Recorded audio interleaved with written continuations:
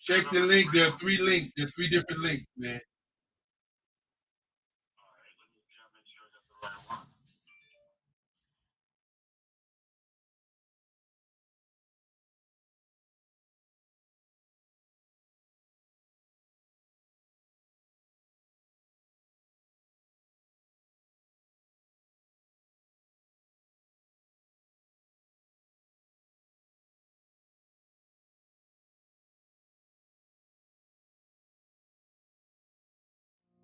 Did you know that approximately 333.34 million businesses exist today, according to a report from 2021? And you may be one of those businesses, or maybe you're not in the business market yet, but you're aspiring to be a business owner. Well, guess what? You're in the right place at the right time. Because let's face it, everything is about timing and opportunity. Hi, my name is Dr. Lotus Richey, and I'm the CEO and founder of the Lotus Richey Coaching and Consulting LLC, along with the Lotus Richey Ignite Show.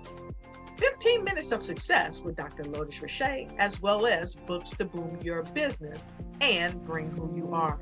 And today, I want to bring this amazing message to you about the Black Business Network and the Black Business Olympics.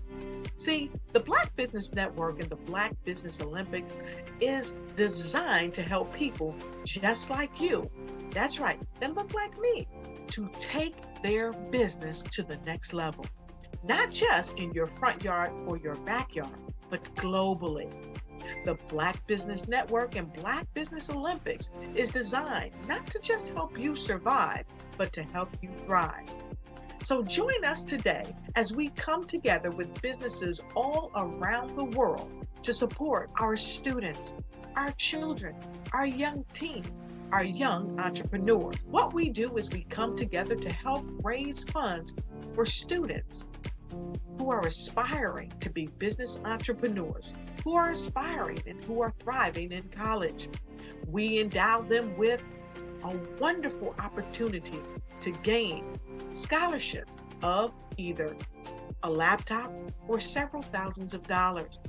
And we invite you to help be a contributor to this amazing opportunity to help someone that looks just like you. So join us today at our website and let us connect with you and help you ignite and take flight in every area of your life on the Black Business Network and the Black Business Olympics. I'll see you on the other side.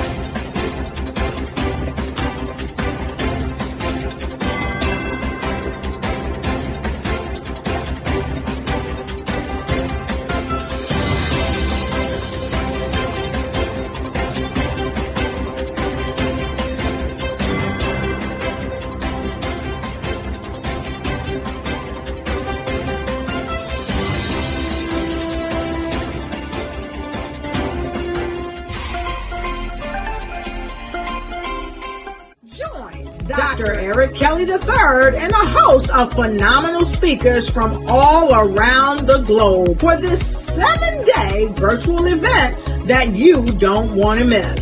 The mission of the Black Business Expo is to raise scholarship money from kids all the way from high school all the way from college. The Black Business Olympics is one of the largest Black business showcases in the world. It is an opportunity for businesses and companies to showcase their businesses globally.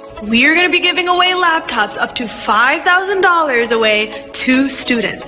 Again, I'm Olivia Appleberry, the founder of 2 Cents Finance and one of the speakers for the expo. I am so excited to see you there. For more info, go to www.blackbusinessexpousa.com or call 919-308-9090 and hope to see you there.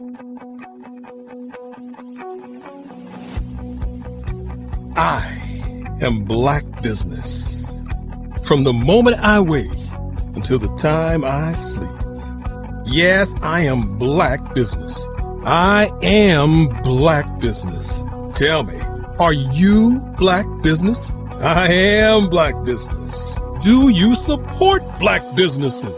Listen, I support Black business because I am Black Business. Black Business Expo, one of the largest business showcases in the history of Black business in the world. The world! Sign up today at www.blackbusinessexpousa.com or call 919-308-9090. I am Black Business. I am Black Business. From the moment I wake until the time I sleep, I am Black Business. I am Black Business. Are you Black Business? I am Black Business. Do you support Black businesses? I support Black business because I am Black business. Black Business Expo, one of the largest business showcases in the history of Black America in North Carolina. Join Dr. Eric Kelly III and a host of phenomenal speakers from all around the globe for this 7-day virtual event that you don't want to miss. The mission of the Black Business Expo is to raise scholarship money from kids all the way from high school, all the way from college. The Black Business Olympics is one of the largest Black business showcases in the world. It is an opportunity for businesses and companies to showcase their businesses globally. We are going to be giving away laptops up to $5,000 away to students.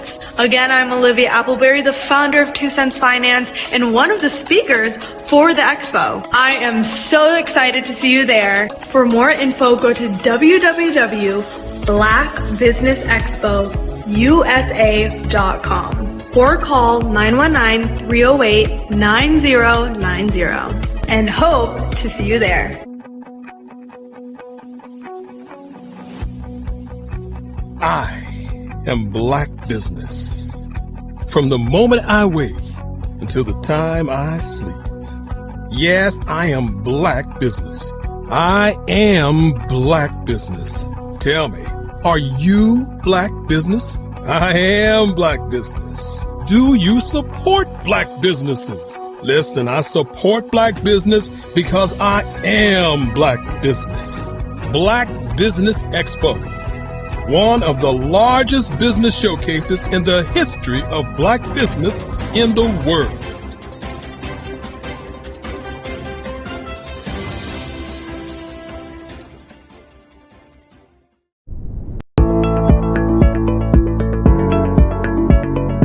Prepare for what's coming and dominate in economic winter.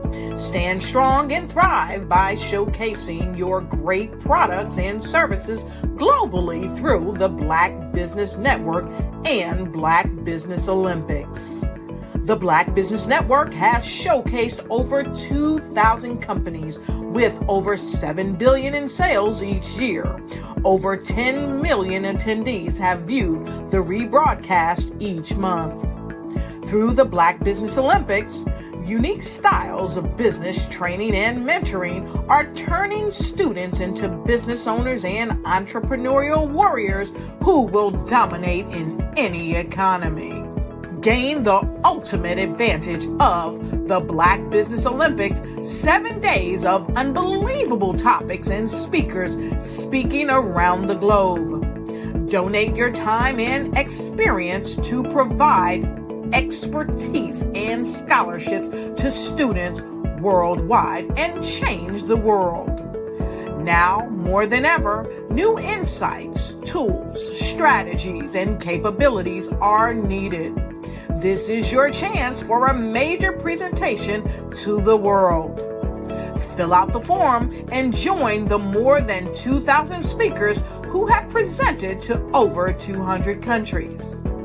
Join the Black Business Network streaming live into the Metaverse, STEM City, Black Multiverse Enterprises, Hulu, Amazon, YouTube, iHeartRadio, Apple, Facebook, LinkedIn, Pod TV, IBM TV, Spotify, and Google Podcasts. Sign up today. Spaces are limited, and we will see you there.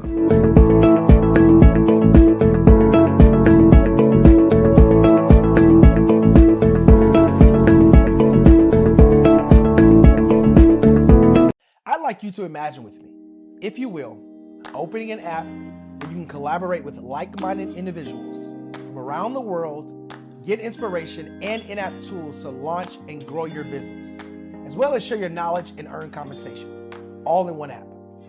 Well, the name of that app is Truso, short for Truly Social. Hi, I'm Matthew Newman, the founder and CEO of Truso. A new concept in social media, Truso is designed from the ground up to be a platform that's both social and empowering for all its users. How exactly do we do that? I'm glad you asked. First, Truso brings the world together via video. Psychologists assert that video provides a significantly more effective connection than audio only. When you enter a community on Truso, you're face to face. Second, on Truso, you don't have to have 1 million followers to monetize. Our business model allows all hosts and moderators to monetize, no matter the size of your following, by 1, producing fee-based content, and 2, inviting others to join the platform as subscribers. Even more, Truso has an in-app resource library with over 100 free resources, forms, and documents to help you build your brand and grow your business. Third, Truso is inclusive. The deaf and hard of hearing communities make up 360 million people worldwide. Unlike audio-only apps, Truso embraces this community, providing a networking platform that allows them to participate via video and closed captioning. We even have a deaf and hard of hearing foundation in the works as well. Fourth, Truso is both social and safe. We refer to Truso as a virtual extension of the beauty shop, barbershop, and brainchild of the community. A place where there's laughter, along with wisdom, growth-oriented conversation, and genuine connections in a safe space. Truso even has proprietary security to ensure we maintain a safe environment for everyone. Where are we at now? Truso is live, y'all. We've launched in beta, and we're acquiring users daily. We have an incredible development and marketing team, plus amazing celebrity influencers at the table, helping us spread the word around the globe, beginning within the African diaspora and beyond by creating a safe space for growth, connection, and collaboration. We're truly excited about Truso. We've created something special for which there is a global market. And we invite you to embark on this journey with us as a shareholder. The future for Truso is truly bright. Join us and let's go there together.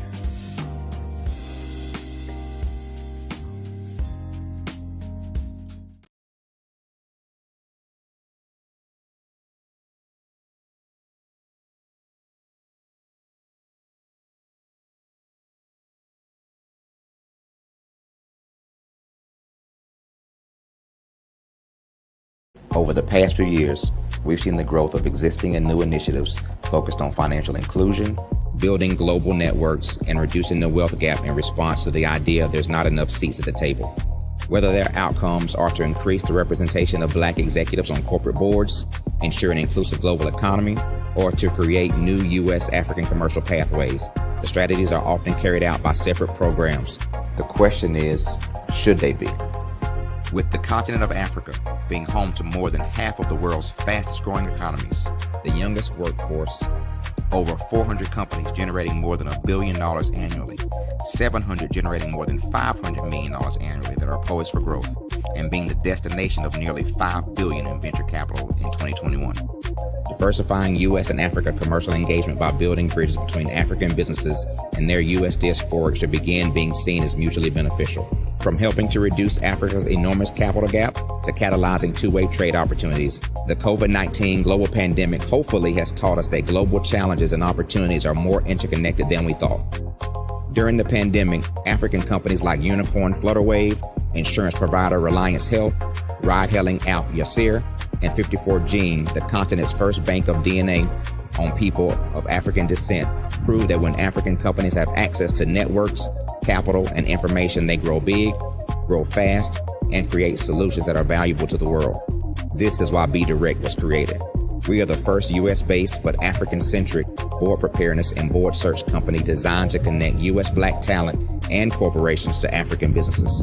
Unique and fundamental to Be Direct's success is our process of helping board candidates adapt their experience and networks to an African context before they're connected to high-growth companies that are looking to locally and globally scale.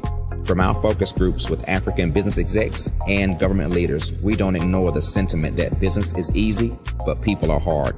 Having a pool of board candidates with hard-to-access networks and extensive experience across the business lifecycle, including successfully raising capital, is table stakes for an initiative like this. So yes, we have that. But corporate or entrepreneurial success in the U.S. does not guarantee success in Africa.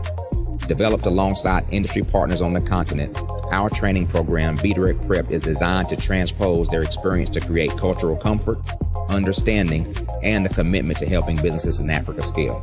Our board governance sessions are African, continental, and country-specific, integrated with cultural awareness and dexterity training, masterclasses led by African industry execs, and mentoring and coaching from African continental-based facilitators.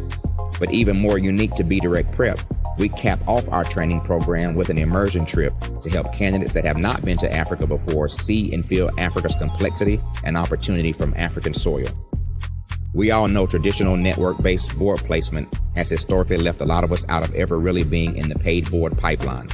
Our strategy supports the work of many great organizations that are successfully filling seats at U.S. board tables by creating more tables for those that are still left on the sideline. It's time to start seeing the role and value of U.S. Black talent and businesses on the continent of Africa differently. Old perceptions and habits limit economic inclusion.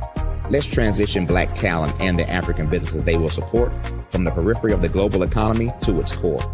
Living in a global lockdown, we all know now how fast local and global economies can change, and see the value of having businesses that hire, strengthen local value chains, and even grow globally. Status quo in any form holds back progress. We must democratize U.S.-Africa commercial engagement by socially and economically connecting cultures that have long been disconnected. It's time for Africa's U.S. diaspora to redefine their global value by helping African businesses scale continentally and globally.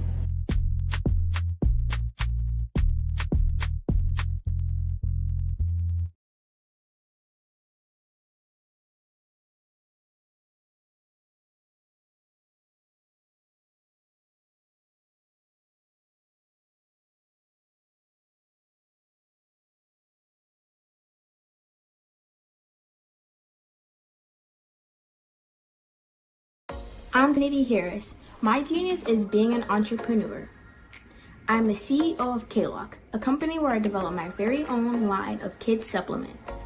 I currently market my multivitamin for kids to help combat weak immunity. During the pandemic, research has shown that having a strong immune system is key to fighting off disease. My vitamins are for kids, but adults can benefit from them as well. I'm adding a proprietary blend to my supplement line. I want to create my own blend so that I have a competitive edge in the marketplace. Staying healthy is important to me so that we live longer and have healthier lives.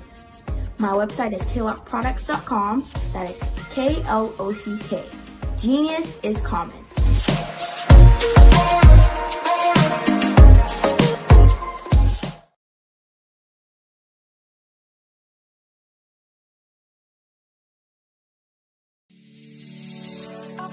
Did you know that our black dollar only lasts for 6 hours in our community? Yet other communities, their dollars last for 19 to 30 days. The Black Wall Street Nation. Black Wall Street Nation. Yes, that's why we created the Black Wall Street Nation. Black Wall Street Nation is a centralized directory available to all black businesses across the world. It was created for businesses like you, the ones that want to start and the ones who have a dream that have already started, such as businesses like Drop in a Bucket Productions, Valito Foods, Sugar Tea Branding Firm, All the Dazzle, Bun Cakeaholic, Miss Riot, and you. We'll have marketing, seminars, and some funding coming soon just for you. So, we want you to come and join us. www.blackwallstreetnation.com. See you there.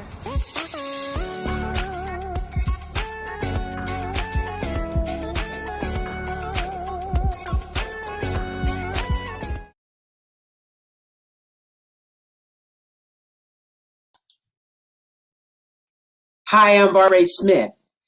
Genius is common. My genius is executive coaching and professional corporate training. As the master executive coach and corporate training ambassador for the Genius is Common movement, I help business owners craft their stories in such a way that you know exactly what they do, what they have, and what they bring to the table. Many times as business owners, we are asked, so what do you do for a living? And we could be crushing in our businesses, but we're not quite sure exactly what to say in a short amount of time. Well, I help you take those stories that are the reason why you're in business and why you're so passionate about your business and craft them in such a way that people are drawn to you, as opposed to being repelled by you. Because every conversation, every time you talk to someone about your business, you are excited about it. But are you really conveying what you do, what you have, and what you bring to the table? And do really people understand why you care so much and why they should care that you have the solution to their problem? Well, I'm here to help you with that. As a master storyteller, I can help you with your stories and spin them in such a way that they are intriguing and fascinating. People want to listen to you talk about your business. That's why at the Genius is Common movement, I am the master executive coach and professional training ambassador. That's my genius. And genius? Oh yeah, it's common. What if you could build your own city?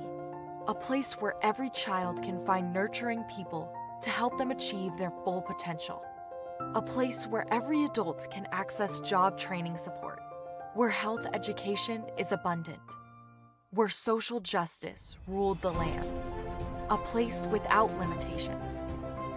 Welcome. You have arrived at STEM City USA. It is what every city should be. A safe and trusted community where you find people and resources to help you become everything you are and beyond. STEM City is unlike anything you have ever experienced. It is a digital twin of the world around you, only better. STEM City is about energy and soul renewal. It is more than a digital world.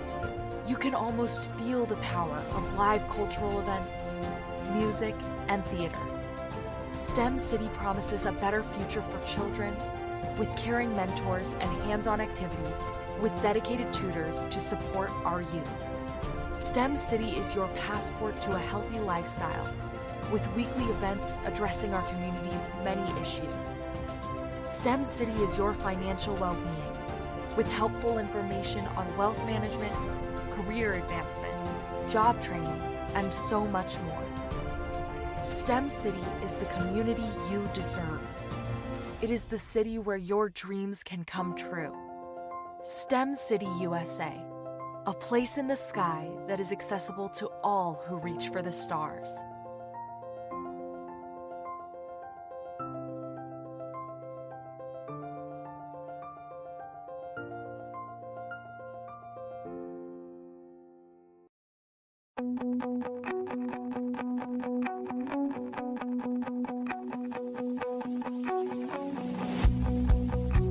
I am Black Business.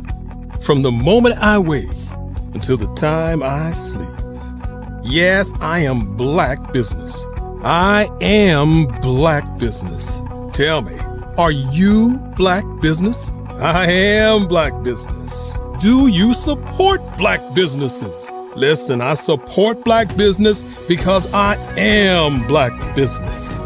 Black Business Expo, one of the largest business showcases in the history of Black business in the world. The world! Sign up today at www.blackbusinessexpousa.com or call 919-308-9090. I am Black Business.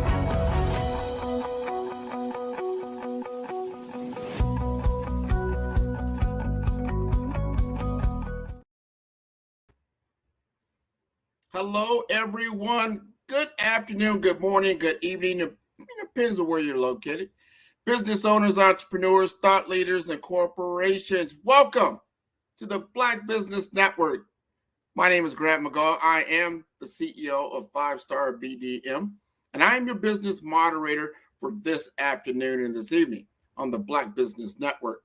The Black Business Network is a 24-hour business network showcasing Black businesses, business owners, entrepreneurs, and thought leaders worldwide.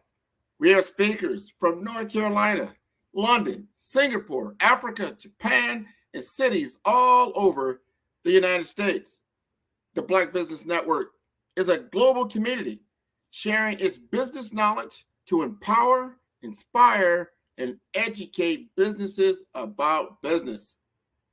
So I will talk to you this afternoon in reference to some things that we're doing at 5-Star BDM and I think will be impactful for today's entrepreneur. There's a number of different ways in which you can engage with your audience, engage with potential customers, potential clients, and people that honestly that are in your corner, that are doing business with you, and you want to enhance value. And I do this on a daily, weekly, monthly, and quarterly and yearly basis. So I'm going to give you some tactics, some things that I'm doing I think will be beneficial for you. So I'm in a very competitive environment in information technology.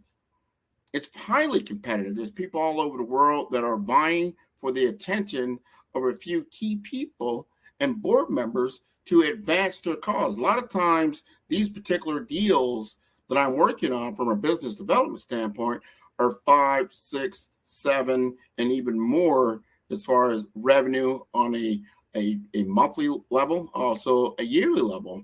So the opportunity to get in front of your client, give them your story, to tell them how you're going to solve their big problem. It's very, very important when you have a very narrow window of time. So how do you do that? So what I've been doing for the last year or so is taking a page out of my book when it comes to developing a brand. And when I say not just a brand, what you normally would think, with how you're perceived in the mind of others, and that's what a brand really is.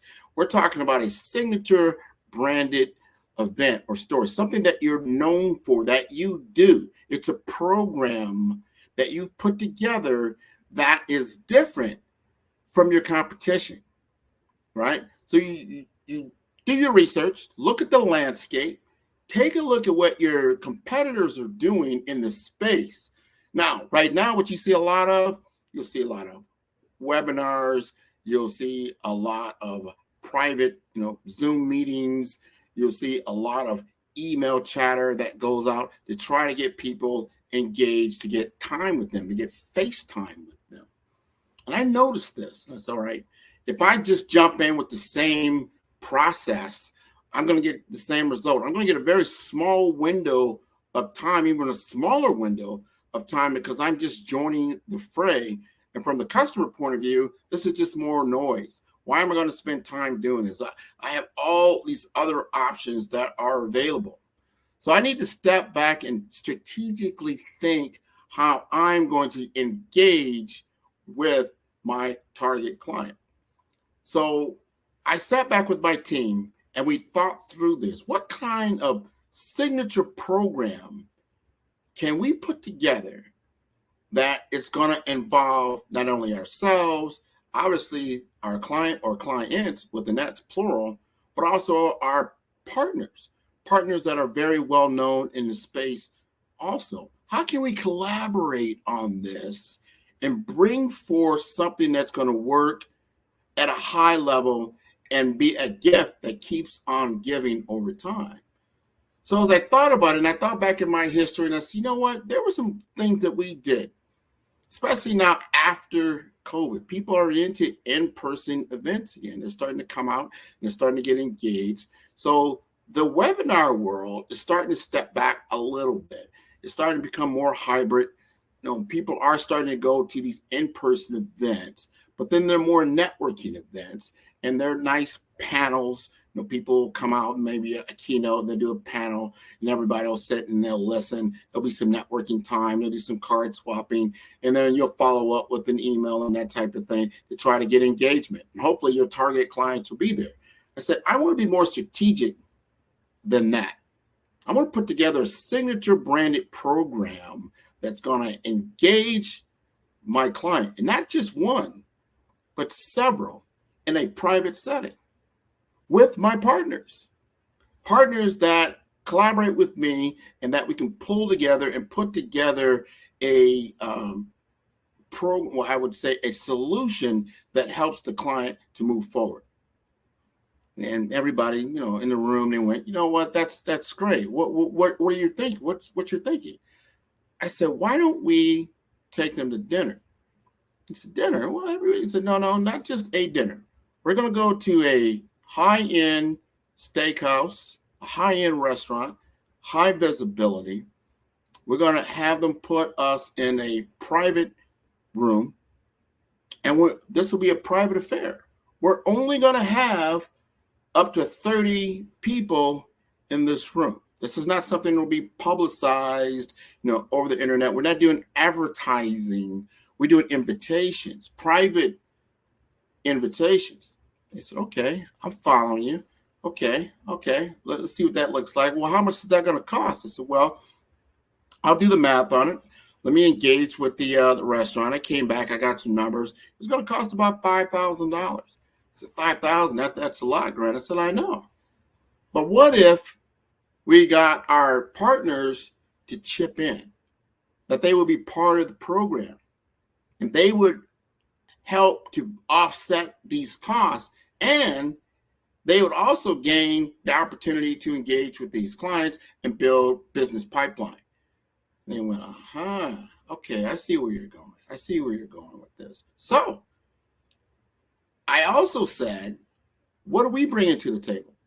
What are we bringing to the table? I said, well, we're bringing together an incredible, robust pipeline of individuals, a network, an active network of healthcare and information technology professionals in business, entrepreneurs, career professionals, all within my database, all that I'm constantly talking to through my podcasting, through our TV shows, and through our email campaigns. So they're curated. I have a curated audience. I have an in-tuned audience already. You're like, all right. That's what we're bringing to the table. Exactly. So then when I look at my partners are Fortune 500 companies, large companies that are very, very well known in the information technology space. Very well known. They're household names. But they have their local representation right here in my market of South Florida. And then I would invite their reps to work with us to go ahead and put together this program. Would this be beneficial? So as I pitched this idea to them, they went, that is great. And because I was able to share the cost amongst the three parties, everyone could afford to do it. And that was also great, right? So we're all in. Cost is not a barrier, right? We've got great intelligence. We've got a great audience. What else do we need? So I said, when these things work well, what you need is a highlighted keynote speaker. They don't want to sit with you and just do a sales presentation.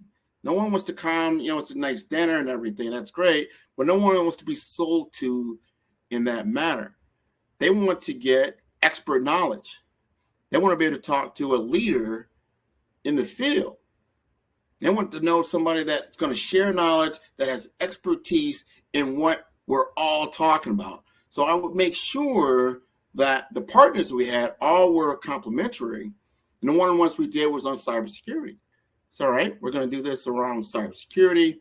We're going to invite cybersecurity leaders, and we're going to have a keynote speaker that can speak highly of cybersecurity, right? But that keynote speaker is not going to be directly competitive to the people that are in the audience. They went, okay, I see where you're going. So I could bring somebody in from academia, somebody that is not directly competing with the people in the audience, so they can get up-to-date trends and knowledge of what's really going on in that cybersecurity space. When I was able to bring somebody in from the University of Miami to speak at a very, very high level on those trends, they went, wow, you could do that, Grant? Well, I have the network. These are very, very important relationships that you can utilize to bring value to everybody in the room. This is collaborative marketing, not competitive marketing. This is collaborative marketing, bringing everyone together. It's a win-win-win for everyone involved, right? So now I've got my keynote, right? And that is the attraction to the event. Because when you're talking to C-suite executives, they don't have a lot of time, but they will make time for something that is important. And that is what we put together. So now I've got my business partners. Obviously, we've got ourselves, right? And we've got a signature branded program to pull this together. And now we put together our email campaign, our target list. And this is another beautiful thing. As we start to put together our target list, the target list, again, is complementary for all my partners. But then it's not just me promoting the event. It's my other 3 partners that are also promoting the event. They also have relationships. They're also bringing their people into the dinner event. Beautiful thing. Beautiful thing. I don't have relationships with everybody. I don't have the same types of a relationship. We put all these target audience on a list. Everybody can see it. We're all collaborative. So when we engage with certain individuals, we kind of know if somebody's already reached out to them. Oh, you've reached out to so-and-so, they're coming. We reached out to someone else, oh, they can't come. That type of thing, or maybe someone else is coming. And we go through that entire list. We would always use a ratio. If you're going to have like 30 people that you want to invite, we're going to go 3x that. Some people do 4x that, right? So we at least get a nice target list of 100 people. What you're going to find is you're going to find like, wow, I didn't have relationships with some of these other accounts, these other individuals, and they're all now on this list, and the contact information, all that thing, all of those things. And that goes vice versa for everybody. So now we're all sharing a pooled collaborative field of information in which we all can enrich ourselves, right? Again, it's collaborative. We're not stepping on each other's toes. It's great that someone else can reach out and talk to this individual or get into a sales deal that's complementary to you as well. And we all have an opportunity to enrich ourselves. And that's awesome. So now we've got this program put together, and we start to run the campaign, and we start, our traditional email, and we use LinkedIn, but LinkedIn as a private event to actually engage, to get people to sign up and get them interested in coming to the event. You have to follow up. You have to put out an RSVP, especially 3 or 4 days out, to make sure if someone's coming or not coming, that now you have space available. And because it's such a well-branded event with star power, a lot of people see that and they want to be a part of it. Another thing that we do as we start to see people that are now tuning in, or they're starting to RSVP and they're starting to accept the invitations, we start to let them know that, hey, so-and-so from this healthcare system is coming, and this healthcare system is coming, and these people are coming, and this, and then all of a sudden, like, wow, I want to be a part of that. And if I can't come because of something, I'm going to make sure somebody on my team comes, because this is great. We have the community. I'm going to be in this private room talking about very important ideas. I don't want to be missed out. And as we looked across the county, we had every single system accounted for on our target list. This is fantastic. So the other thing that we do, not only have the keynote speaker, they're going to talk for like 20 or 30 minutes. And then we're going to have a break. And we're going to actually engage, in the meal. We're going to have a conversation, right? And then we're going to then go to a panel discussion. This is another great leveraging tool that I use. It's like, all right, from your signature organization, we want someone that can speak on a high level of subject matter expert that represents your company on the panel, and so forth and so forth. Now we've got 3 or 4 people on the panel that are subject matter experts talking about, giving comment about what the keynote talked about, how to apply these things into the systems that were in the room, right? And then we also had each table that was there engaged. I would give them each one a series of questions that they can ask the panel. And I was moderated, of course. I'm going to moderate, the event very high level to keep everybody moving. And I would ask each table, okay, table number 2, what question would you like to ask our esteemed panel? What is most important for you, for your organization? And they would ask the question. See what I'm doing? They're telling us now what's top of mind for them, right? So now you're gathering very important information, very important things you cannot discern anywhere else. You're getting good information, good knowledge, and you're applying your knowledge and wisdom on the stage, and you're engaging everybody. And not only are we engaging with the panel, they're also engaging amongst themselves. A lot of times they're not talking amongst themselves. They're talking amongst themselves. They're starting to get information. Questions are coming up. Or how do you handle this, or that? And that's being vetted, right? And we're having great conversation. We have great intelligence. So this is a signature branded program. And that goes on for about, 2-3 hours or so. And then we did that first one. And we sat back, we looked, that was pretty successful. We did that last year. Why don't we do this every quarter? Let's make this a signature branded program. We want to become known for this in the industry.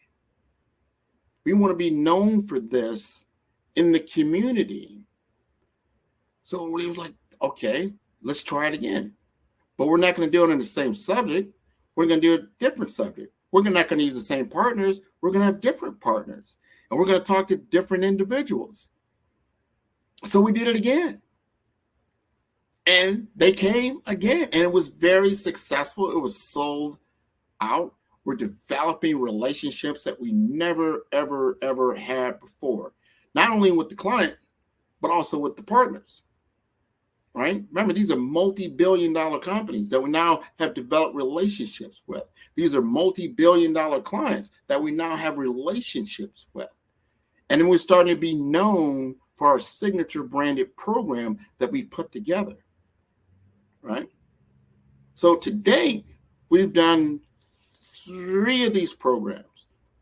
And we're about to do the 4th one in September. And this is going to be fantastic because now everything that we talked about is coming to fruition.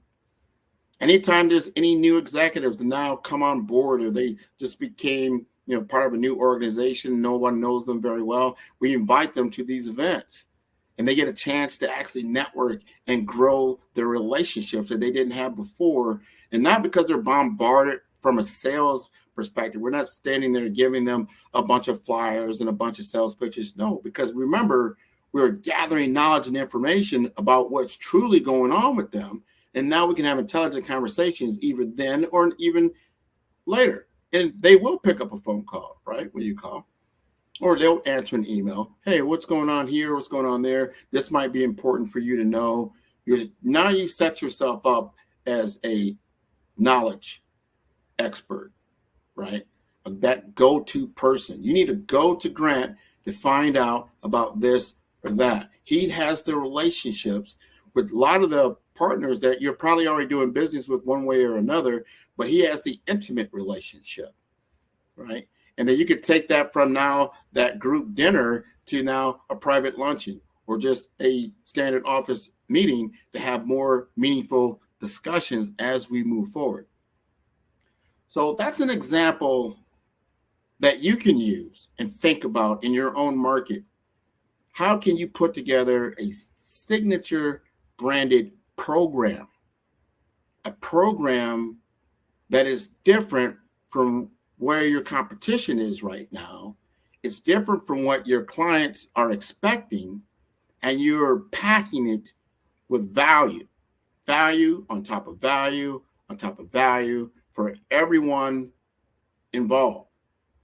And money, again, is not the barrier. It's like, wow, that sounds very expensive. Remember, I divided it amongst 3 or 4 different entities that it became very easy to do this. Now it's just a matter of timing, making sure the timing lines up. I always suggest you do this 4 to 6 weeks out. Give yourself some time, some runway. Give people enough time to put it on their schedule. Remember, especially in the business I work in, these executives, their calendar fills up very quickly. So you want to be able to give them an opportunity that they're not so booked out. So 4 to 6 weeks is decent enough time. And then it's after work. So this is 6 p.m. to like 9 p.m. at night, and not too far away from where they'd have to drive to get there, right? And that's very, very important, especially if you don't have the relationship. If you're out there cold calling, cold emailing, cold in-mailing, you're not getting that warm response.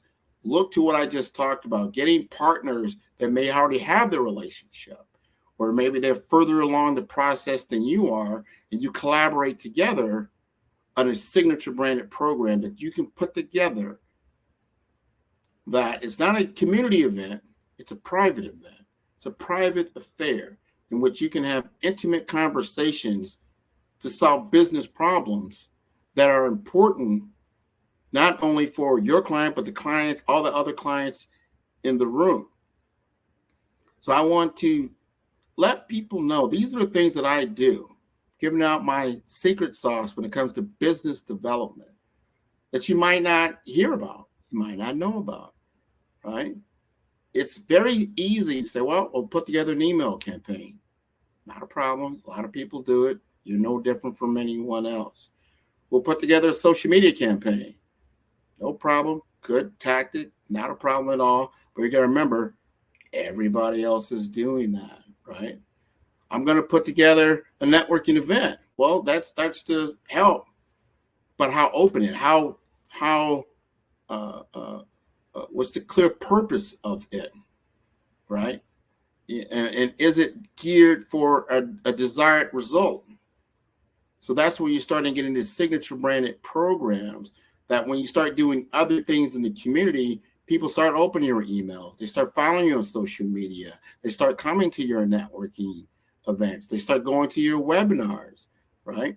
That's another thing that we're doing as well that I think brings a lot of value to the table, is that not only have a webinar with your target audience, that possibly, when a lot of things I do is not just me talking, I will have someone who's already had the transformation. Someone's already gone through my program. They've already consumed my product or service, and I want them to come on and let's talk about their experience as part of the webinar, right? And that gets people like, all right, I might not totally get that good feeling of trust and credibility from Grant, because obviously he's going to tell nothing but good things about his company.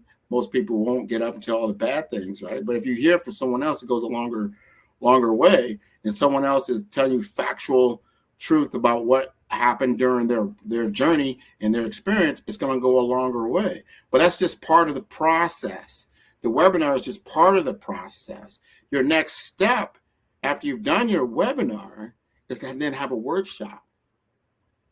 Bring them together. Let's roll up our sleeves. Let's talk about this. Let's actually get in there and tinker with stuff. Let's pull out the tools. Let's go ahead and try it out. Let me show you how this works. Now you've gone from webinar to workshop to now you start getting into your next step. After that, automatically is going to be a sales engagement, because you're going to find so much information out. How can we then implement this into your business? So those are two things I just talked about. And a lot of times you can even put them together, have a signature branded program. Now, what I use is a dinner event, have a signature branded webinar workshop series that you can work through. Start thinking about things and combining things that engage your client, engage yourself, and look at it as a collaboration with all of you, especially your partners. Partners are so important because it allows you to see and do things that you normally wouldn't see or do as you're engaging together to create what? Revenue opportunity, right? Pipeline development, right?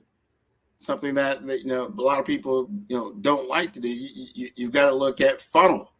What does that funnel really look like for forecasting? How can you forecast if you really haven't got deeper into your activity that's leading to a desired result and a quantifiable outcome? And that's just for new business. Think about that for your existing business, and you're doing that for your existing pipeline, and you can begin to really know what's really going on, because that's what you want to do, especially in my business, is that what is the revenue that is going to happen for surety. And that's very important when you get into forecasting and you start looking at what happens in these Wall Street companies and whatnot. They have these forecasts and they have to hit those numbers or their stock value goes down. How do you get to that assurity? You want the same kind of assurity for your own funnels. So now we're going into the end of Q3, going into Q4. You don't want to always be starting from scratch. So you want to build and know and have trust that that the business is coming your way and it's just a matter of timing. But you've got to build that funnel from the very beginning. So I gave you the process from the very beginning all the way toward the end as you listen to this particular discussion. So I hope I have been beneficial for you and your endeavors as an entrepreneur. When you're engaging with 5-Star BDM, I am the CEO of the company. You are engaging with me in my 25 years of business development, right? So I'm a fractional BDM for a lot of different organizations to help them to grow, to understand the information that I have and experience I've gotten from Fortune 500 companies that I've worked for, and what it takes to compete in a highly competitive business when you're doing 5, 6, 7-figure deals. And I've closed a numerous number of multi-million-dollar deals. These are strategic and not transactional, and that is why this is so important. So with that said, the Black Business Expo's mission is to raise funds for high school seniors going to college or K-12 entrepreneurs. This expo is a fundraiser for students. You may go to www.blackbusinessexpousa.com to donate to the scholarship fund, or use the Cash app that's on the screen below and say $BBX USA to your phone to give. Our goal is to give laptops and up to $5,000 to 10 students. Students can register online at www.blackbusinessexpousa.com. Every dollar counts. So we want to remind you to donate to the scholarship fund. We want to thank our Black Business Expo USA sponsors for August 2023. NC100, Moody Capital Partners, Suede Soul, Lotus Rocher Coaching and Training, Carolina, Virginia Minority Supplier Development Council, Staff Management, BHS and Associates, Margie McLean Foundation, Genius is Common, Earth Essentials, Milani Shani Global, Executive Women's Success Institute, The Quality Coaching Company, Superwoman Business Services, Creative Force Studios, Lee Entertainment, Artistic App Design, Black Business Expo USA. Genius is Common, and I'll see you on the other side.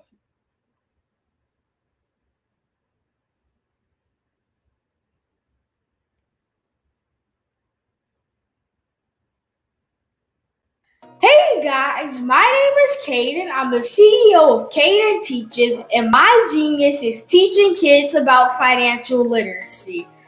Throughout my financial products, such as my financial flashcards, my activity book, and my newest project, my financial bus, which I bought. And on the bus, it has a mock bank where kids will learn how to deposit and withdraw money, a mock grocery store where kids will be able to learn how to have a family budget, and a mock stock exchange where kids will even be able to learn how to invest in stocks.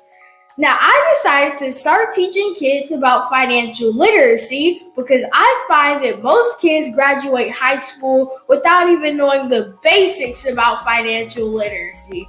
And I feel if I were to teach kids about financial literacy, that I would be able to help kids tap into their genius.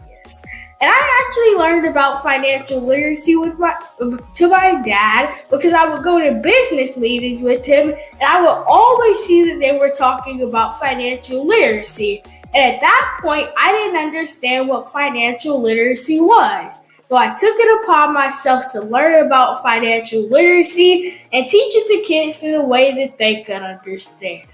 But I want you guys to help me help kids tap into their genius by going to my website, cadenteaches.com, and you can sew into me in my financial bus by going to my GoFundMe link. And remember, if Caden can, you can too. Because genius is common.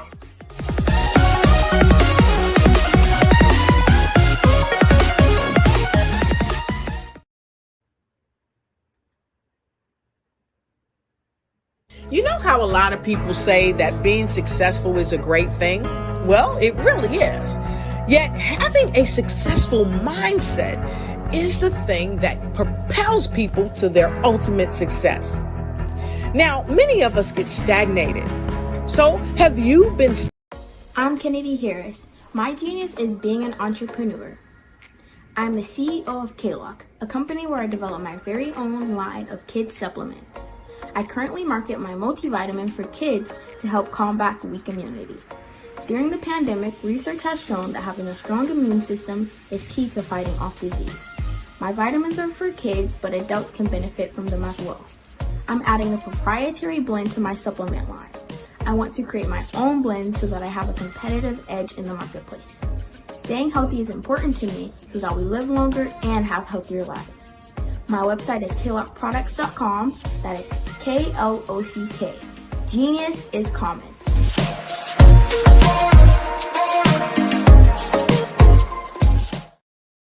I was born. Did you know that our black dollar only lasts for 6 hours in our community? Yet other communities, their dollars last for 19 to 30 days. The Black Wall Street Nation. Black Wall Street Nation. Yes, that's why we created the Black Wall Street Nation. Black Wall Street Nation is a centralized directory available to all black businesses across the world. It was created for businesses like you, the ones that want to start and the ones who have a dream that have already started, such as businesses like Drop in a Bucket Productions, Valito Foods, Sugar Tea Branding Firm, All the Dazzle, Bun Cakeaholic, Miss Riot, and you. We'll have marketing, seminars, and some funding coming soon just for you. So, we want you to come and join us. www.blackwallstreetnation.com. See you there.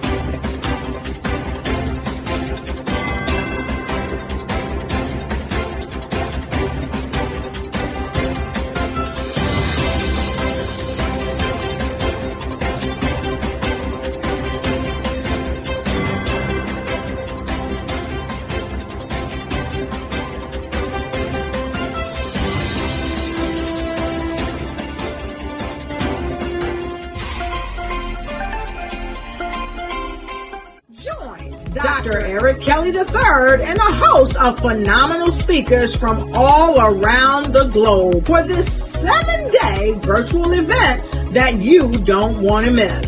The mission of the Black Business Expo is to raise scholarship money from kids all the way from high school all the way from college. The Black Business Olympics is one of the largest Black business showcases in the world. It is an opportunity for businesses and companies to showcase their businesses globally. We are going to be giving away laptops up to $5,000 away to students. Again, I'm Olivia Appleberry, the founder of 2 Cents Finance and one of the speakers for the expo. I am so excited to see you there. For more info, go to www.blackbusinessexpousa.com or call 919-308-9090 and hope to see you there. I am Black Business. From the moment I wake until the time I sleep. Yes, I am Black Business. I am Black Business. Tell me, are you Black Business? I am Black Business. Do you support Black businesses? Listen, I support Black business because I am Black Business. Black Business Expo, one of the largest business showcases in the history of Black business in the world. The world!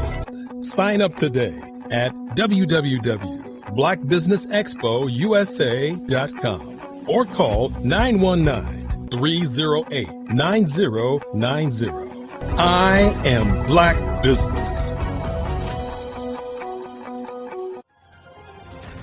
I am Black Business.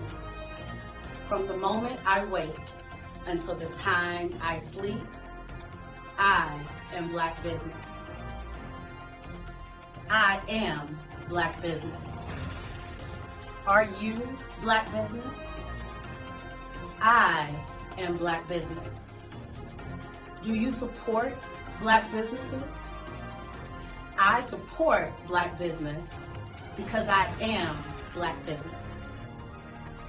Black Business Expo, one of the largest business showcases in the history of Black America in North Carolina. Join Dr. Eric Kelly III and a host of phenomenal speakers from all around the globe for this 7-day virtual event that you don't want to miss. The mission of the Black Business Expo is to raise scholarship money from kids all the way from high school all the way from college. The Black Business Olympics is one of the largest Black business showcases in the world. It is an opportunity for businesses and companies to showcase their businesses globally. We are going to be giving away laptops up to $5,000 away to students. Again, I'm Olivia Appleberry, the founder of 2 Cents Finance and one of the speakers for the expo. I am so excited to see you there. For more info, go to www.blackbusinessexpousa.com or call 919-308-9090 and hope to see you there. I am Black Business. From the moment I wake until the time I sleep. Yes, I am Black Business. I am Black Business. Tell me, are you Black Business? I am Black Business. Do you support Black businesses? Listen, I support Black business because I am Black Business. Black Business. I'd like you to imagine with me, if you will, opening an app where you can collaborate with like-minded individuals from around the world, get inspiration and in-app tools to launch and grow your business, as well as share your knowledge and earn compensation, all in one app. Well, the name of that app is Truso, short for Truly Social. Hi, I'm Matthew Newman, the founder and CEO of Truso. A new concept in social media, Truso is designed from the ground up to be a platform that's both social and empowering for all its users. How exactly do we do that? I'm glad you asked. First, Trousseau brings the world together via video. Psychologists assert that video provides a significantly more effective connection than audio only. When you enter a community on Trousseau, you're face to face. Second, on Trousseau, you don't have to have 1 million followers to monetize. Our business model allows all hosts and moderators to monetize, no matter the size of your following, by 1, producing fee-based content, and 2, inviting others to join the platform as subscribers. Even more, Trousseau has an in-app resource library with over 100 free resources, forms, and documents to help you build your brand and grow your business. Third, Trousseau is inclusive. The deaf and hard of hearing communities make up 360 million people worldwide. Unlike audio-only apps, Trousseau embraces this community, providing a networking platform that allows them to participate via video and closed captioning. We even have a deaf and hard of hearing foundation in the works as well. Fourth, Trousseau is both social and safe. We refer to Trousseau as a virtual extension of the beauty shop, barbershop, and brainchild of the community. A place where there's laughter, along with wisdom, growth-oriented conversation, and genuine connections in a safe space. Trousseau even has proprietary security to ensure we maintain a safe environment for everyone. Where are we at now? Trousseau is live, y'all. We've launched in beta and we're acquiring users daily. We have an incredible development and marketing team, plus amazing celebrity influencers at the table, helping us spread the word around the globe, beginning within the African diaspora and beyond by creating a safe space for growth, connection, and collaboration. We're truly excited about Trousseau. We've created something special for which there is a global market. And we invite you to embark on this journey with us as a shareholder. The future for Trousseau is truly bright. Join us and let's go there together. Did you know women represent just 3% of Fortune 500 CEOs and less than 15% of corporate executives at top companies worldwide? Have you wondered what the secrets are to getting into the top ranks, whether in the private or public sector? Do you want to figure out how to stop being held back in your career or passed over for promotion? Then you're in the right place. Hi, I'm Dr. Madeline Ann Lewis, President and CEO of the Executive Women's Success Institute. I have decades of experience in the military, the federal government, and corporate America, and my mission is to help women succeed and tap into their full potential. I want to reach 1 million plus women around the world to become the leaders they are meant to be. So if you want to move into a management or executive level position, or maybe you are a female veteran transitioning out of the military into business entrepreneurship, then reach out to the Executive Women's Success Institute at 301-693-3284. Let us get you on the fast track to success.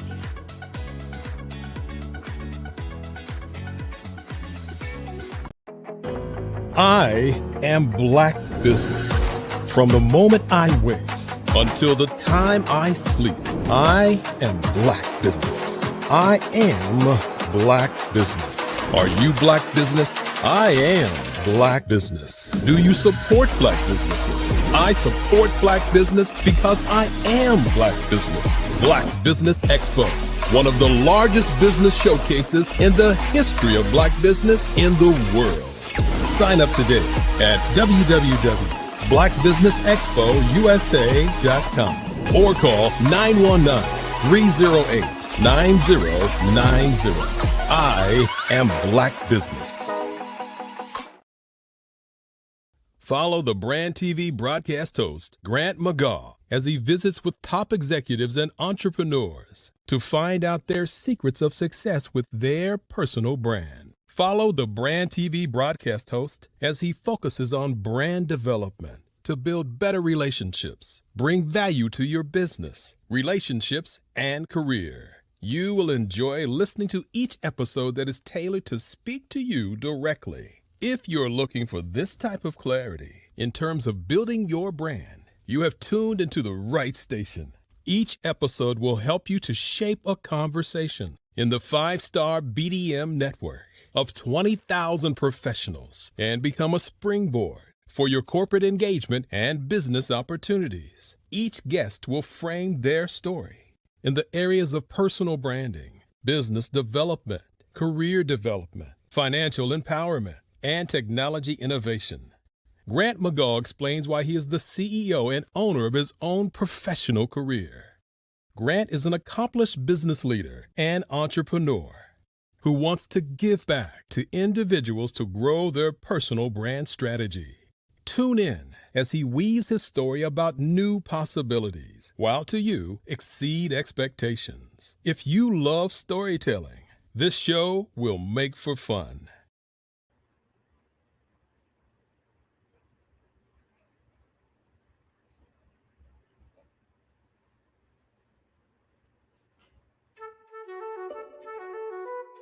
This is Dr. Arnold T. Petsworth. He's the owner of Petsworth Vet World, a veterinary clinic in Hopton, Connecticut. His patients include dog, cat, frog, fish, Goldie, dog, and this alpaca. Due to doctor-patient confidentiality, we can't tell you their names. Business at Vet World was steady, and then quarantine hit. Neighbors brought new four-legged friends into their homes.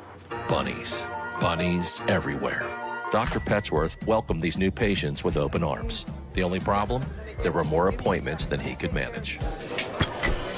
That's when Dr. Petsworth turned to his American Express business card, which offers spending potential that's built for his changing business needs. He decided to hire a new assistant, Julio, and with spending power built for business purchases, he used his card to furnish a new exam room. Together, Dr. Petsworth, Julio, and American Express Business made sure all the pets of Hopton got the love and care they deserve. And everyone was happy. Get the card built for business by American Express.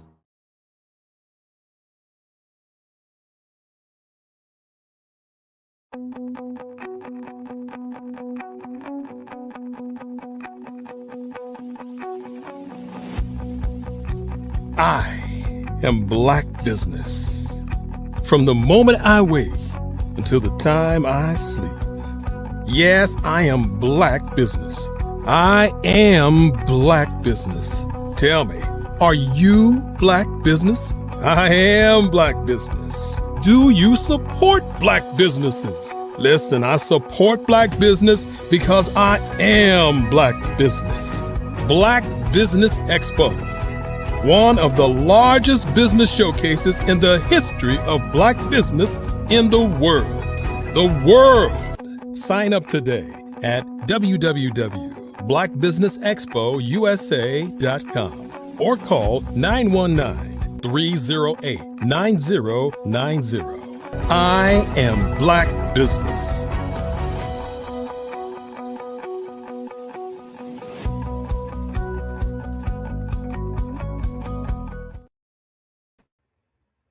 Hello, everyone. Good evening, business owners, entrepreneurs, thought leaders, and corporations. Welcome to the Black Business Network. My name is Grant McGaugh, CEO of 5-Star BDM. I am your business moderator for this evening on the Black Business Network.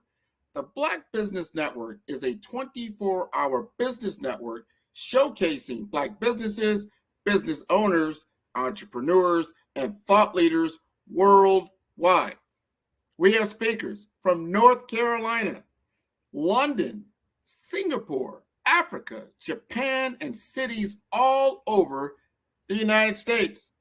The Black Business Network is a global community sharing its business knowledge to empower, inspire, and educate businesses about business.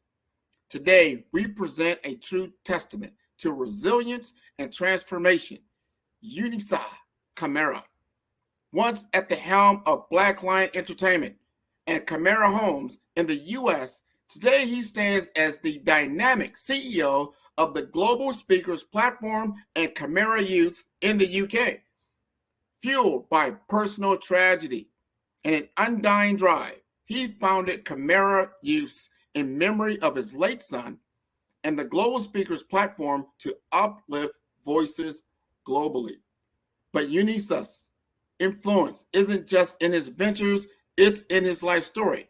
Surviving gunshots, the heartbreak of loss, and incarceration, Unisa has turn adversity into advocacy. He's not just a business magnet, but a beacon for change, hosting TV shows on Amaze TV, leading radio broadcasts on the Beat FM 106.6 and Blunch for Life Radio, acting and authoring. Eunice's journey has graced stages, podcasts, and magazines worldwide. Prepare to be captivated, inspired, and empowered by the indomitable Eunice Camara. Grant, thank you so much. I look up to you because I've been watching your growth and I'm quite impressed. Well, we've been watching each other. I really appreciate all that you do. I'm so glad you're here from the UK. It must be, midnight there? Now, it's about, 10 p.m. Okay. But I just want to say congratulations on all your achievements. And I know the sky is not the limit for you, my brother. Congratulations. Thank you. Thank you very much, Eunice. Genius is common, and I'll see you on the other side. Good afternoon, good evening, ladies and gentlemen, wherever you are in the world. As Grant stated, my name is Eunice Camara. I am a global youth advocate. That's the most important thing to me. But besides that, I've been a serial entrepreneur for over 20 years. I can sit here and tell you about my son, but that's not what this platform is about. This platform is about elevation. This platform is about self-awareness and growth. So, again, my name is Eunice Camara. I was the CEO of Global Speakers Platform, Camara Youths, and also Black Line Entertainment.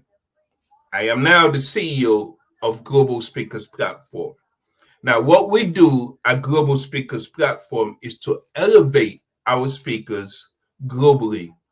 We give you the television, we give you the radio, we give you the newspapers, we give you the magazine, we give you virtual stages, we give you speaker training, but most importantly, we give you the live stage. We work with you through your journey of becoming a global speaker. Now, I just want us to talk a little bit because a lot of people are under the impression that being an entrepreneur is just an overnight process. Now, most of you entrepreneurs that are out there listening to me, again, I applaud you for your hard work. And those of you young entrepreneurs that are just starting out, remember, failure is not failure. If you don't succeed on your business, it's just because there is a puzzle piece that you forgot to put in. So look at it as a learning experience. Today, I want us to talk about the mind because as a global speaker, I speak on the laws of attraction, the vibrations of the universe. I also expand on the individual themselves, understanding the mind, the functionalities of the mind. Now, as we go through life, we have to understand that we possess one of the most powerful tools, and that is the mind. And when we learn to utilize the mind, success is nothing but a step away. We have to understand that the mind can create whatever we focus on. There's nothing that we cannot achieve when we put resilience and persistence into play and understanding what it is that we're trying to achieve. And as I indicated in the beginning, ladies and gentlemen, it's not an easy road, but you can achieve it. If it was easy, everybody will be an entrepreneur. If it was easy being rich, everybody will be rich. But whatever we work hard for, we cherish, we appreciate, we acknowledge. Now, as we're going through this journey of entrepreneurship, we have to understand the thought process of it. Everything starts with the thought process. Once you start thinking about it, you create an emotion from that thought process.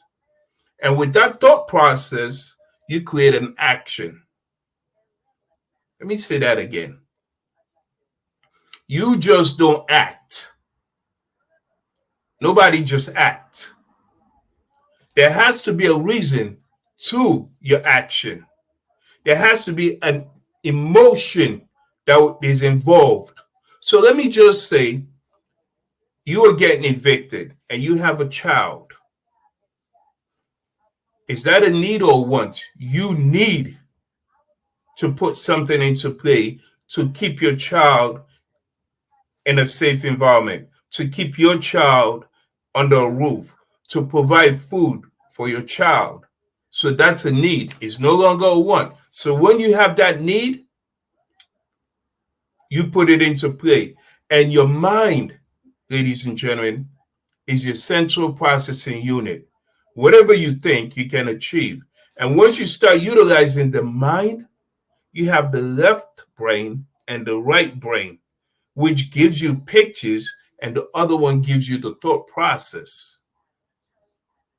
So imagine if you can use the left brain and the right brain, where you can visualize and you can think it and put that together in a constructive way, in a way of progression. There's nothing that one cannot achieve. And I will keep saying that till the end of this segment. There's nothing that you cannot achieve.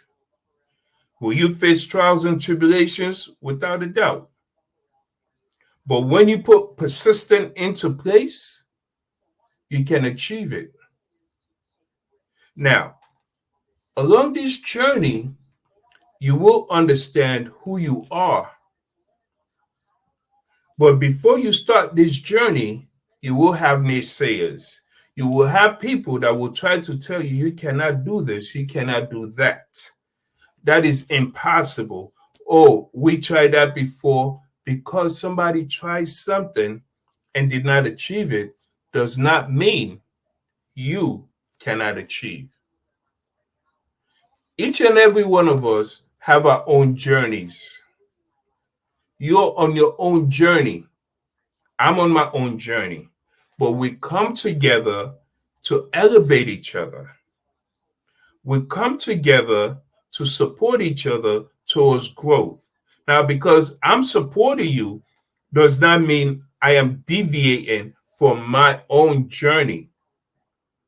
Because you are supporting me does not mean you're deviating from your own journey. It just means that we're supporting each other towards growth. And when we're supporting each other, that's called progression. Now, as you're going through this journey, ladies and gentlemen, you will start understanding what is the difference between your needs and your wants. And I stated before, you have to understand your need. Because if you say, I need to eat, that is hunger. And when you say, I want to eat, that's just to say, well, I have food in my stomach, but you know what? I just require something extra. So in this journey of life, in this journey of entrepreneurship, in this journey of self-awareness, as you're growing, you will learn who you are, what your objectives are, what your goals are. You will understand that the fact that with this journey, you will face something called mind elevation. Because when you come to that hurdle of hardship, you feel as though, well, I'm out of ideas. I cannot do this. You have to sit back, and every time I'm on this platform, I expand on something similar. Why do I expand on something similar? Is because I want you to put the connection together. I want you to understand the puzzle, that it's not going to be an easy journey. You will face hard times. But does that mean you need to quit? Does that mean you need to stop? If you decide to stop and go back to continue to being an employee, Well, the person that you're working for had faced the obstacle that you face, and they did not quit. They did not back away. They add in the resilience. They add in the mind expansion, the growth mind, willingness to learn, willingness to understand, where did I go wrong? How can I rectify this? Remember, no one can stop you from your growth. Nothing can stop you from your growth. The only thing and the only one that can stop you is you. You possess something so unique in within you. There is something so different about you that no one else possesses. McDonald's and Burger King are both fast foods, but what makes each one of them stand out? When they started McDonald's, it was two brothers. They had a fixed mindset that this is how it's going to be, and this is the growth that's, expectation of it. And then a gentleman came along, a salesman at that, and he kind of went behind the scene and understood their whole marketing, their whole structure. And then he said, well, if they cannot do this, I'm going to take over their business. Do you get it? If you cannot create and try to expand, there's somebody out there thinking something similar to what you are thinking. Now remember, because I said that everybody have their own journey, don't mean people are not thinking what you are thinking.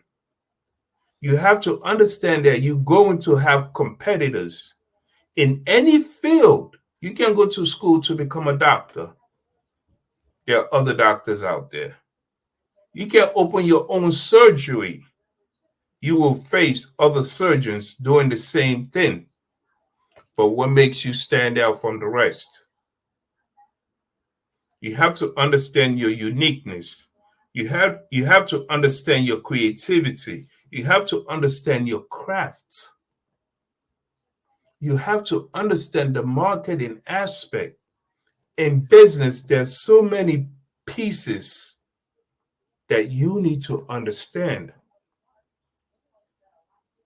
But the most important thing that you need to understand, there are people watching you. There are people watching you, not in a negative way all the time, but there are people watching you to say, I like their work ethics. I like what they're doing. I like what they stand for. I like their personality.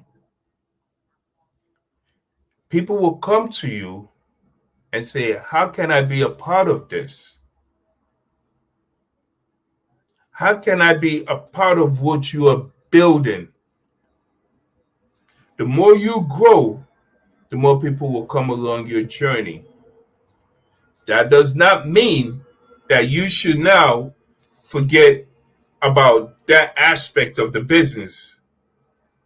But when Buffett stated, quote unquote, every time I go into my meetings, if I'm going into my marketing, I research, I study it. So that way, when I go in there, I'm able to engage. When I go into my financial, my accountants, I go through the numbers. I do my research. So when we are talking, we're on the same page.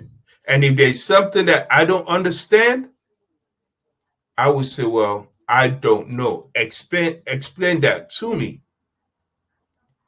People that come along in your journey, they're willing to support you, to educate you. Your objective is to have the mind expansion, the willingness to engage, the willingness to say, tell it me again. Or let me do my research. And whatever I'm lacking, they will fill in the blanks. This is all part of growth. You know, people sit there and say, I wish. When you actually sit there and you start saying, I wish, it's like you're giving people the opportunity, your willingness. You understand? You're taking things away from yourself. So now you're depending on somebody. You're hoping.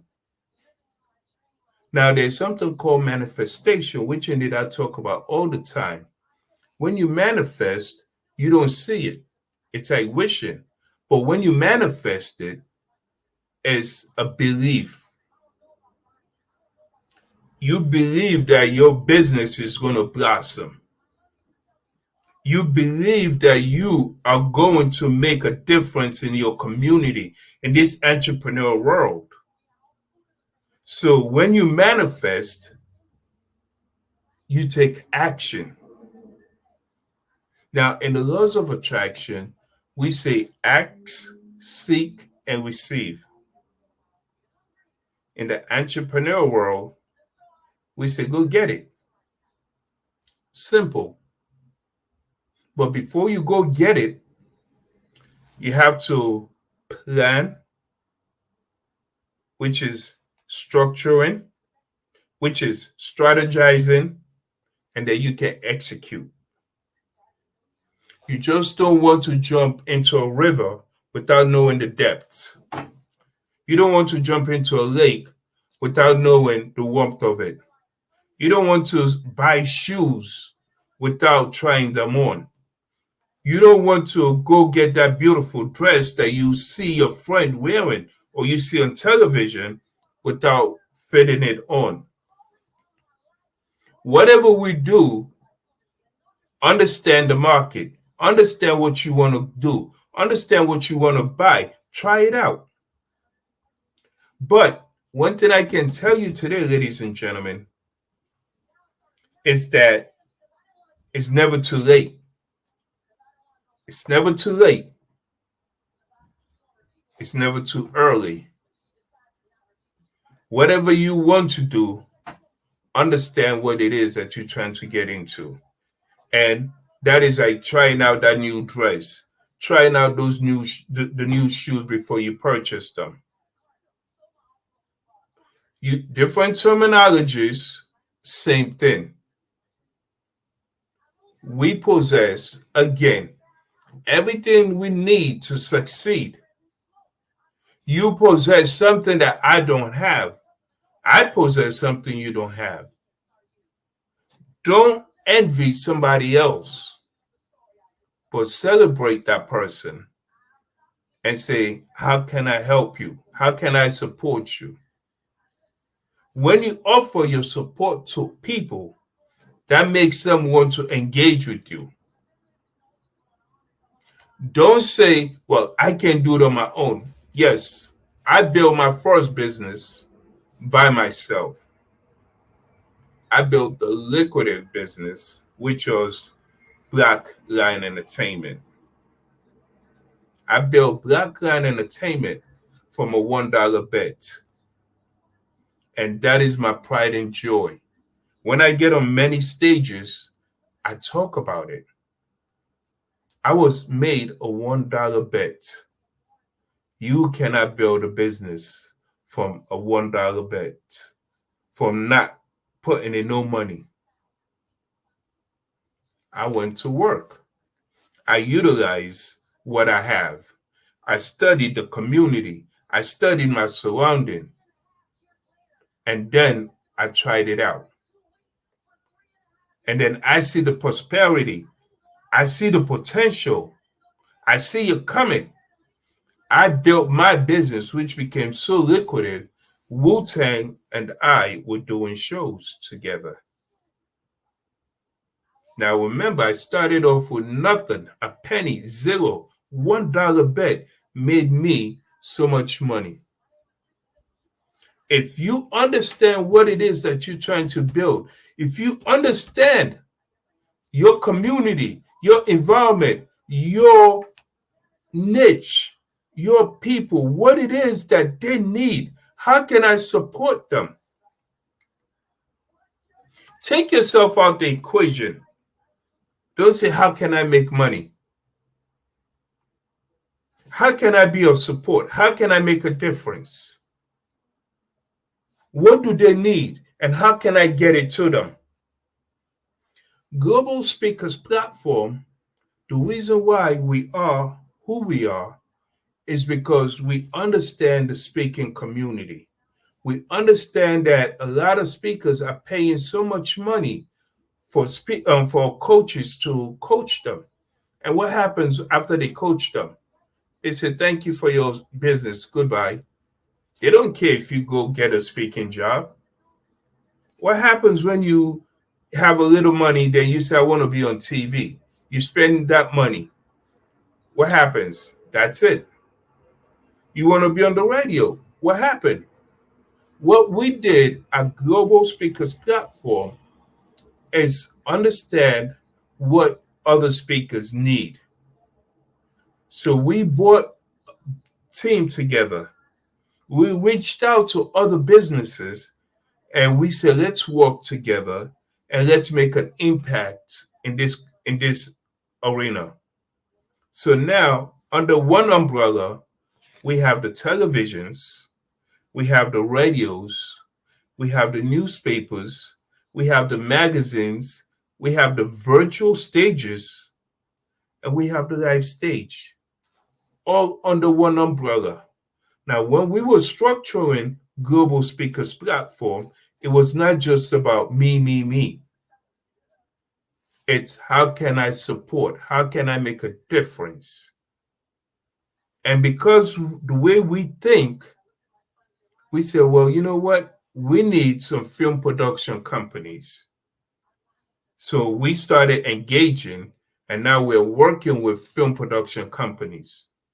Now, what else would we need? Because we have the newspapers, we have the magazines, we have the radios, we have the virtual stages, we have the live stages, we have the film production companies. What else would we need? We need a distribution film company. Well, we went to Netflix. Netflix turned us down. So we started partnering up with a film distribution company. Do you get what I mean? So when you think, how can I support? How can I make a difference? How can I strategize this? How can I build something that other people can make money, other people can benefit from? It will come together. And I stated in the beginning of my talk, it's not going to be an easy journey. It's not going to be an easy road. You will have, sleepless nights. But you need to believe in yourself. You need to believe in your vision. You need to understand that you will face obstacles. You will face the hard times. But you have to keep going. Because the day you stop, it's like literally you giving up on your vision, on your dream. No two people have the same dream. You cannot go to bed with your partner tonight and then you wake up and say, we had the same dream. It's impossible. If you can reach out to me and tell me that you and your partner, you and your sibling, you or a parent of yours had the same dream, I'm willing to give you anything that you desire because there's no such thing. Now, with that, that's an indication of your uniqueness. That's an indication that what has been given to you, no one else have it. No one else has that. So again, you need to understand that this is your journey. This is your journey. No one else can walk your journey but you. I did a TV show a couple of years ago, and I stood in front of the TV and I said, knock, knock. My name is Opportunity, and I'm knocking. But the thing about opportunity is that we don't knock too loud. The thing about opportunity is that you have to be vigilant. You have to be aware. You have to be alert. You have to be observant. Because when opportunity comes, you have to take advantage of that opportunity. And the only way you can take advantage of that opportunity is to understand your need. You will face so many opportunities. You will see so many opportunities coming. But you have to pick the right one for you. When I was at the parliament, this was a few months back. As we were exiting, an MP came to me and said, Mr. Camaro, can I speak with you for a minute? I said, okay. Well, how may I support you? How can I help you? He said, we would love for you to be a speaker at our next event. Now remember, I'm at a parliament.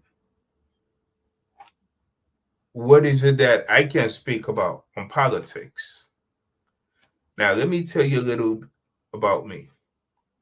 In America, I've been shot. Not once, I've been shot twice. My girlfriend was shot in the head and she died in my arms. I was incarcerated. I've been stabbed. So how can someone that so many people say he's going to die on the streets, he's going to end up in jail? Now remember, that person they spoke ill of became an entrepreneur that many of them started working for. Work with me on my journey. All those people that was saying negative things about me started working for me. Now I transitioned from America to the UK. And now I'm at the parliament. How awesome is that? From being chased by the police, the mayor of New York, Giuliani, shut Staten Island down looking for me. Me. The federal government wanted me. How many cases did I have? And I transitioned from all that to being a speaker in a parliament in the UK, a whole different country. How's that possible? My journey as an entrepreneur in the UK came through manifestation. I know what I wanted. I know what I needed. I needed to be on radio. I knew I wanted to be on radio. I did not want to be on radio. I needed my voice to be heard. So I envisioned me being on the radio. I envisioned my radio show. Somebody that I spoke to told me, it's impossible, Unisa. It's impossible. Don't waste your time. I'm the type of person, if you want to see me excel, tell me I cannot do it. Just tell me it's impossible. Because to me, impossible means I am possible. I am the impossibility. I make it possible. The way I envision my radio show is the way it played out. I went from one radio show to having two radio shows. That wasn't enough for Unisa. I said, I want to have a TV show. These are my beginning years in the UK. I want to have a TV show. I have other naysayers saying it's impossible. What do you mean it's impossible? What do you mean I cannot do it? I took a big sheet of paper. I started writing. This is how I want my TV show. This is the name of my TV show. This is the time I want my TV show. This is the days I want my TV show to be on. I didn't get one TV show. I got two TV shows. I decided that I wanted to be in the movies. I know. You're thinking this guy is really stretching it. That's what we do as entrepreneurs. We keep stretching because we know we can do it. You have to believe in yourself. When others don't believe in you, you have uno. You. Next thing you know, I was in a movie. Do you understand what I'm saying? So, me being who I am, remember, a young kid selling drugs in Staten Island, Park Hill, New York, being shot, being stabbed, being incarcerated, having the police chasing him, and then the federal government saying, you did interstate with over, I'm not going to call the amount of money, but it's a federal crime. Then one federal charge, the second federal charge came in. And all of a sudden, I beat my cases. Whenever I'm doing something, I do it alone. So no one can ever say you need to turn witness on me. No. When I'm building my businesses, I structure my businesses alone. And now I have a partner, Show Manette. We structure businesses, and we execute them. Because we're at a point where I know what I want. I know how to structure a business. I know when to execute. She knows what she wants. She knows how to structure business. She knows how to execute. So as you're building, as I indicated before, you will have people that will engage with you. There's nothing that you cannot do.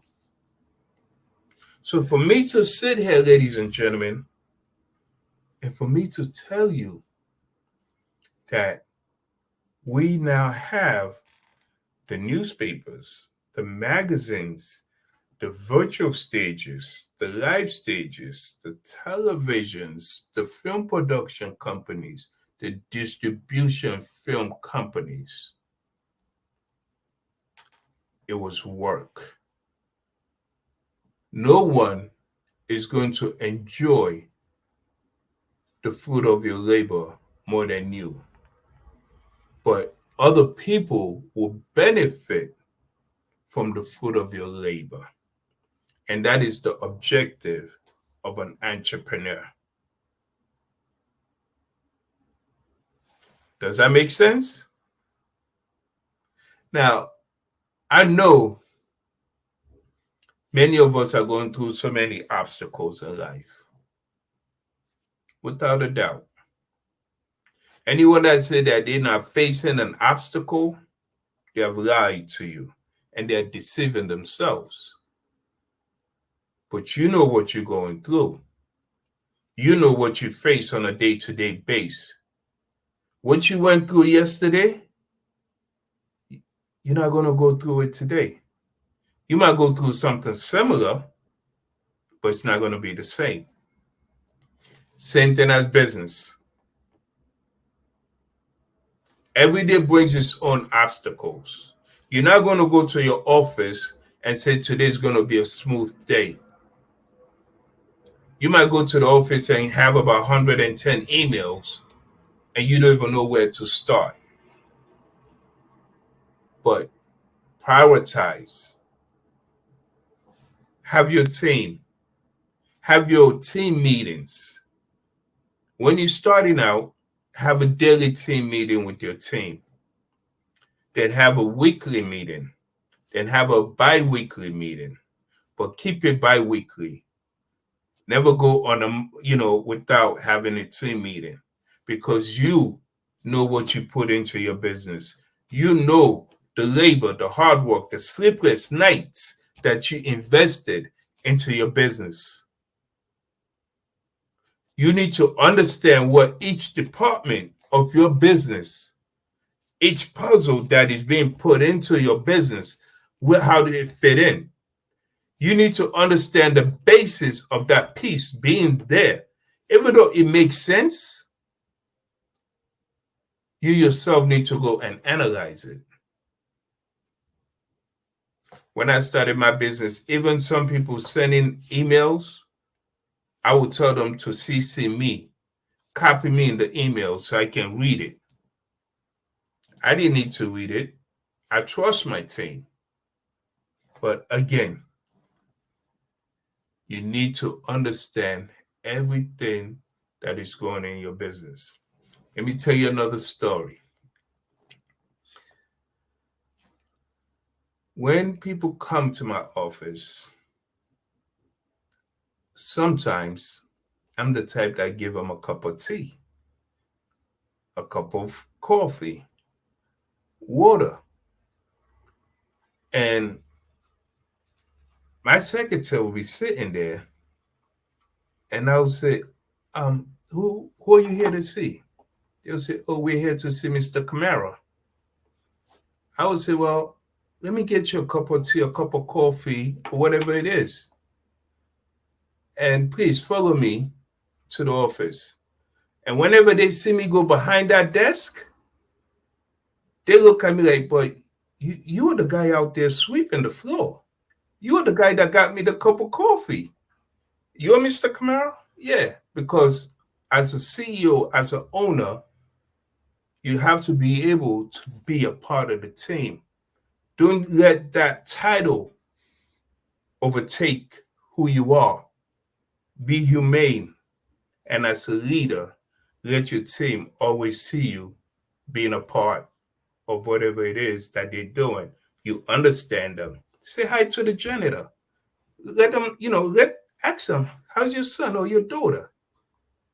That is the mentality of a CEO. Grant. Yes, sir. It's a pleasure seeing you again.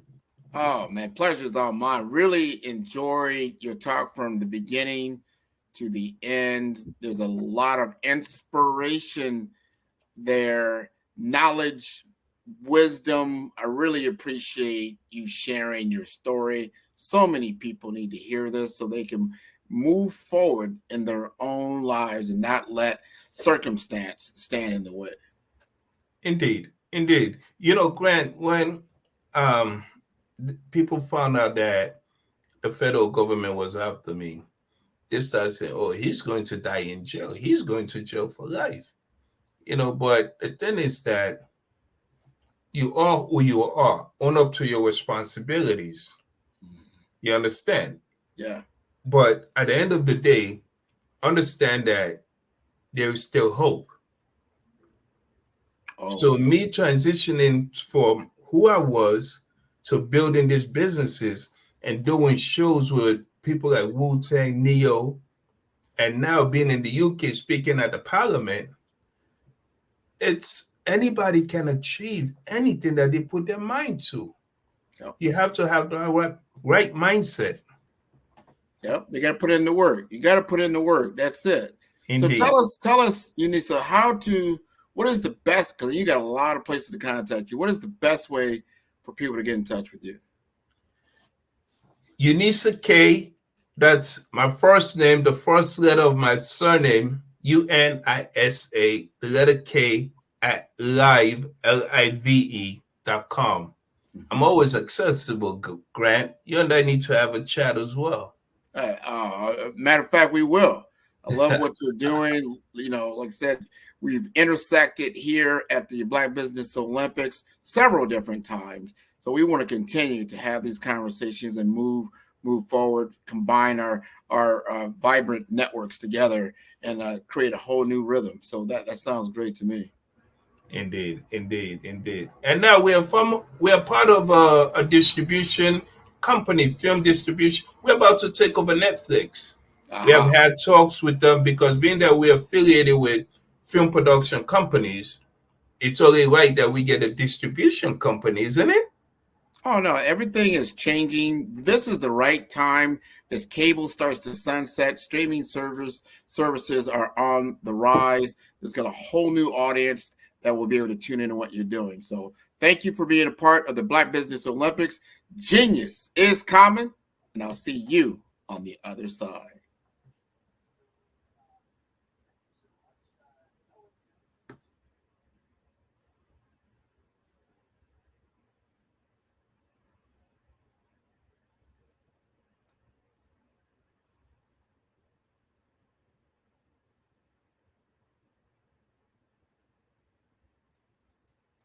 All right. The Black Business Network. We're going to talk about the mission and what we're doing. The Black Business Expo's mission is to raise funds for high school seniors going to college or K through 12 entrepreneurs. This expo is a fundraiser for students.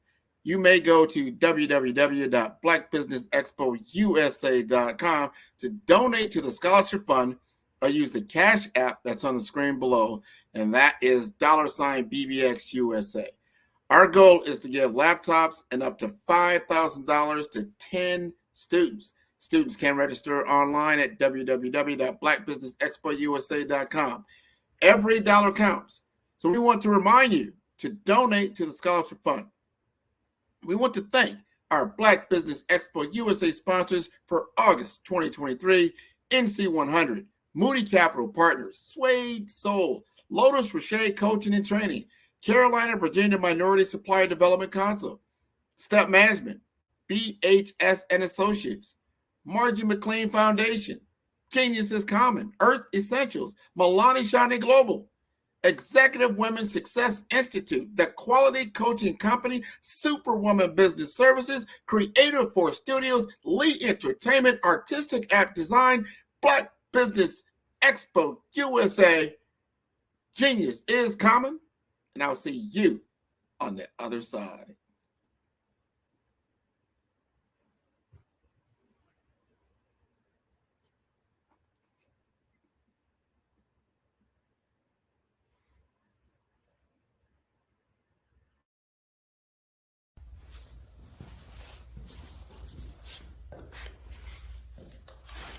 How you doing? I'm Rodney Allen Rippey. Yeah, the child actor. Well, now, leading man. Some of you might remember back in the day, the Harlem Globetrotters popcorn machine. Remember that? Well, it was a Saturday morning special that would come on, and I was there with Geese and Tex and Meadowlark Lemon. Remember the show? Well, I had a great time. And I have to say a huge, huge thank you to all my fans out there.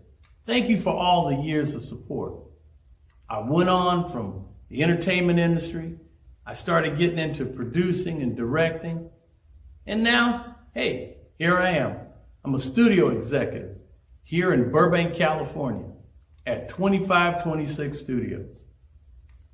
I have to say, it's been pretty good, but the best is yet to come.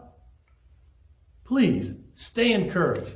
Keep reaching for your dreams and never forget that genius is common. Remember that. Genius is common. No matter what anyone says to you, no matter how tough the road may get, keep striving. Keep reaching for your dreams. And always know that You are worth it. Everything that you put into yourself, everything good that you pour into your life, you are worth it. And when the times get tough, when things don't go exactly right, it's okay. Dust your shoulders off. Stand up strong. And remember, genius is common.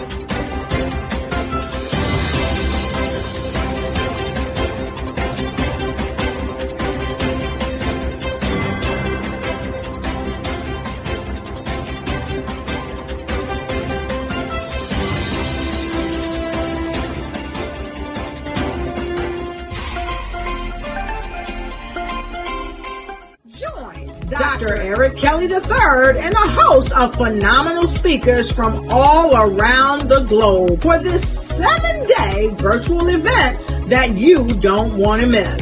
The mission of the Black Business Expo is to raise scholarship money from kids all the way from high school all the way from college. The Black Business Olympics is one of the largest Black business showcases in the world. It is an opportunity for businesses and companies to showcase their businesses globally. We are going to be giving away laptops up to $5,000 away to students. Again, I'm Olivia Appleberry, the founder of 2 Cents Finance and one of the speakers for the expo. I am so excited to see you there. For more info, go to www.blackbusinessexpousa.com or call 919-308-9090 and hope to see you there. I am Black Business. From the moment I wake until the time I sleep. Yes, I am Black Business. I am Black Business. Tell me, are you Black Business? I am Black Business. Do you support Black businesses? Listen, I support Black business because I am Black Business. Black Business Expo, one of the largest business showcases in the history of Black business in the world. The world! Sign up today at www.blackbusinessexpousa.com or call 919-308-9090. I am Black Business.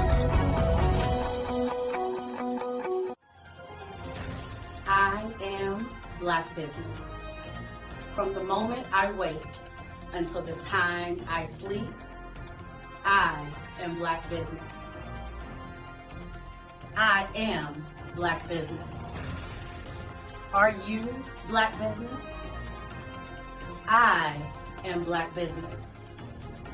Do you support Black businesses? I support Black business because I am Black Business. Black Business Expo, one of the largest business showcases in the history of Black America in North Carolina. Join Dr. Eric Kelly III and a host of phenomenal speakers from all around the globe for this 7-day virtual event that you don't want to miss. The mission of the Black Business Expo is to raise scholarship money from kids all the way from high school all the way from college. The Black Business Olympics is one of the largest Black business showcases in the world. It is an opportunity for businesses and companies to showcase their businesses globally. We are going to be giving away laptops up to $5,000 away to students. Again, I'm Olivia Appleberry, the founder of 2 Cents Finance and one of the speakers for the expo. I am so excited to see you there. For more info, go to www.blackbusinessexpousa.com USA.com or call 919-308-9090 and hope to see you there. I am Black Business. From the moment I wake until the time I sleep. Yes, I am Black Business. I am Black Business. Tell me, are you Black Business? I am Black Business. Do you support Black businesses? Listen, I support Black business because I am Black Business. Black Business Expo, one of the largest business showcases in the history of Black business in the world.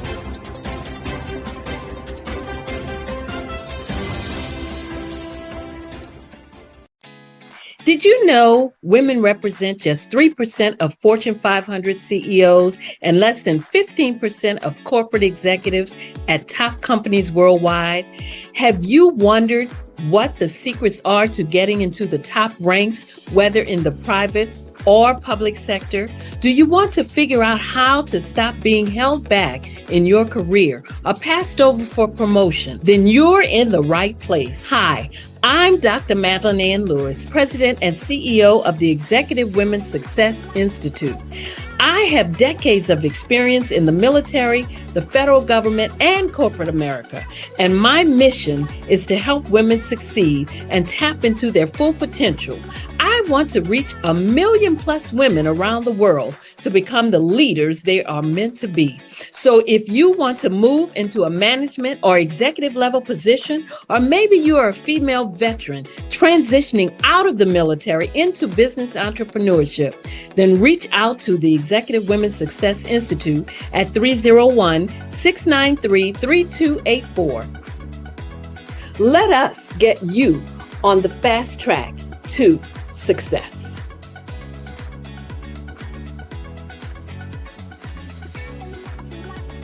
I was born in a little village on the island of Haiti. Many deadly diseases pounded me. It is as if they were on a mission to end my existence on this earth. I refused to give up. In 1983, I left Haiti and came to the United States of America. And I came with $5, 2 shirts. I didn't speak in English. I came to Atlanta. I got a job. I was a doorman. I was a doorman with a dream. What I used to come on stage. I'd rehearse this moment that I'm standing in front of you. That's the power of a dream. Maybe today is the day you begin acting as if you already have it. And then step out with full force. Take a risk. No condition is permanent. Don't let your situation distract you. You are chosen. You are called. You are born for a purpose in this life. Phenomenal Tanya T. Wise, who is here from the great state of Maryland. Tanya, welcome and thank you for being with us today. Can you indulge our audience a little bit and tell them just a little bit more about who you are and what it is that you do? Well, I love being able to talk to people and have a magnetic attitude, being able to just show them. So I always like to say, level up is Coach at Tanya T. Wise here. So can you tell our audience, just give them a teaser about what your presentation will be about? So my philosophy is that we should all be living our dream life. So tomorrow I'm going to talk about how you start living your dream life. What are some of the things that you thought about in your childhood that you just kind of let go and dormant? Wow. And I want to reignite that and just give you some pointers and some tips, some tools, some strategies to be able to start living your best life now. And guess what, Wanda? And leave an inheritance for your legacy. Oh my goodness. Okay, I know that's resonating with a lot of people. I've heard that you have a dynamic coaching program. Can you tell us a little bit more about that? Absolutely. So our coaching program help people that have the lack of time, that lack strategies, and lack the confidence to go after their dream life. So we help them implement tools, we help them implement strategies, as well as give them resources so that they can live their best life now and leave that inheritance. Wow. Oh, I love that. I love the leave the inheritance part. Listen, you are dropping some major nuggets, and I know a lot of what you're saying is resonating with a lot of people, but I think we're all curious. How did you even make this transition into the speaking and coaching arena? What's the story behind this? So I started out in finance, and I realized that a lot of people don't necessarily go after their dream life because of the lack of finances or the education behind finances. But it wasn't until I lost my firstborn, my only son, that life changed for me. And where I was going after it all, living the corporate life, hit my 6-figure income and living in my dream house with my dream man, driving my dream car. I nearly lost it all when I lost my son. And so I realized it only takes one financial catastrophe that can change your entire life. That's what made me start All New Beginnings. Because no matter what's going on in life, there's a new beginning. And because of that, we develop a program called Wise Minded. My little slogan is, don't just dream it, let's live it. If they want to connect with you or work with you, what is the best ways for them to be able to do that? Well, for my social media guru, you can connect with me on every single social media platform as Tanya T. Wise.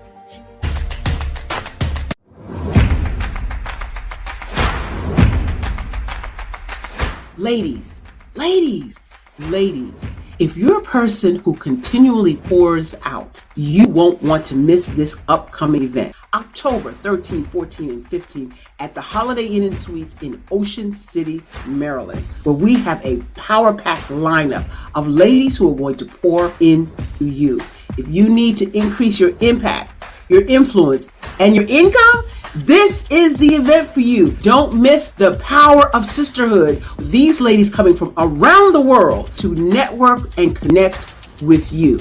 Don't miss it. How do you get the information? Glad you asked. Go to barbarahsmith.com and click the link. All the details there.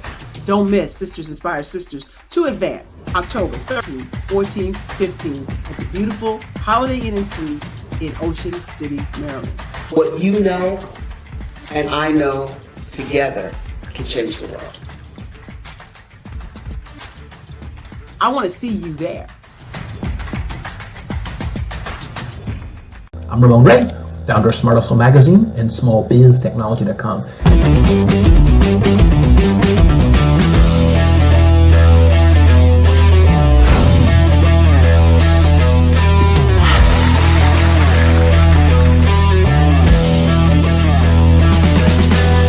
You're here today to celebrate small business success.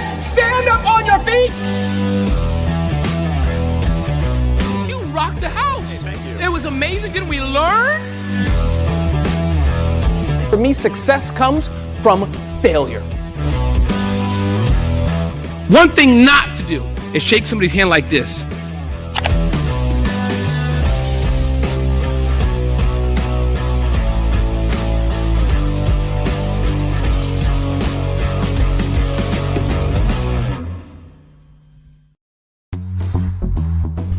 Attention all entrepreneurs and companies. Are you looking for reliable and efficient virtual assistants and back office support to help you manage your business tasks? Look no further than Superwoman Business Services.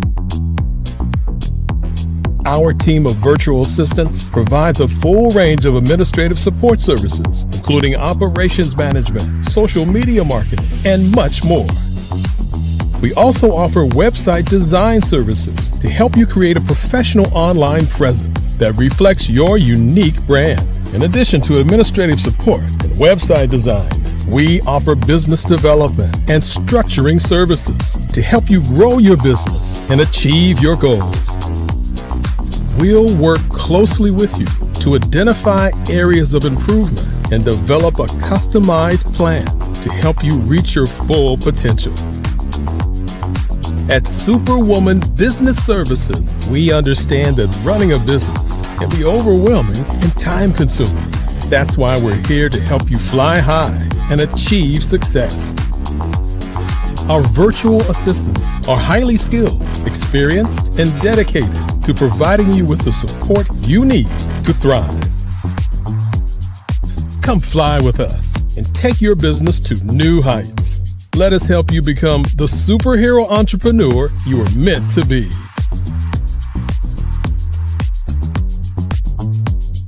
Contact Superwoman Business Services today to learn more about our back office support services. Come fly with us and take your business to new heights. I am Black Business. From the moment I wake until the time I sleep, I am Black Business. I am Black Business. Are you Black Business? I am Black Business. Do you support Black businesses? I support Black business because I am Black Business. Black Business Expo, one of the largest business showcases in the history of Black business in the world.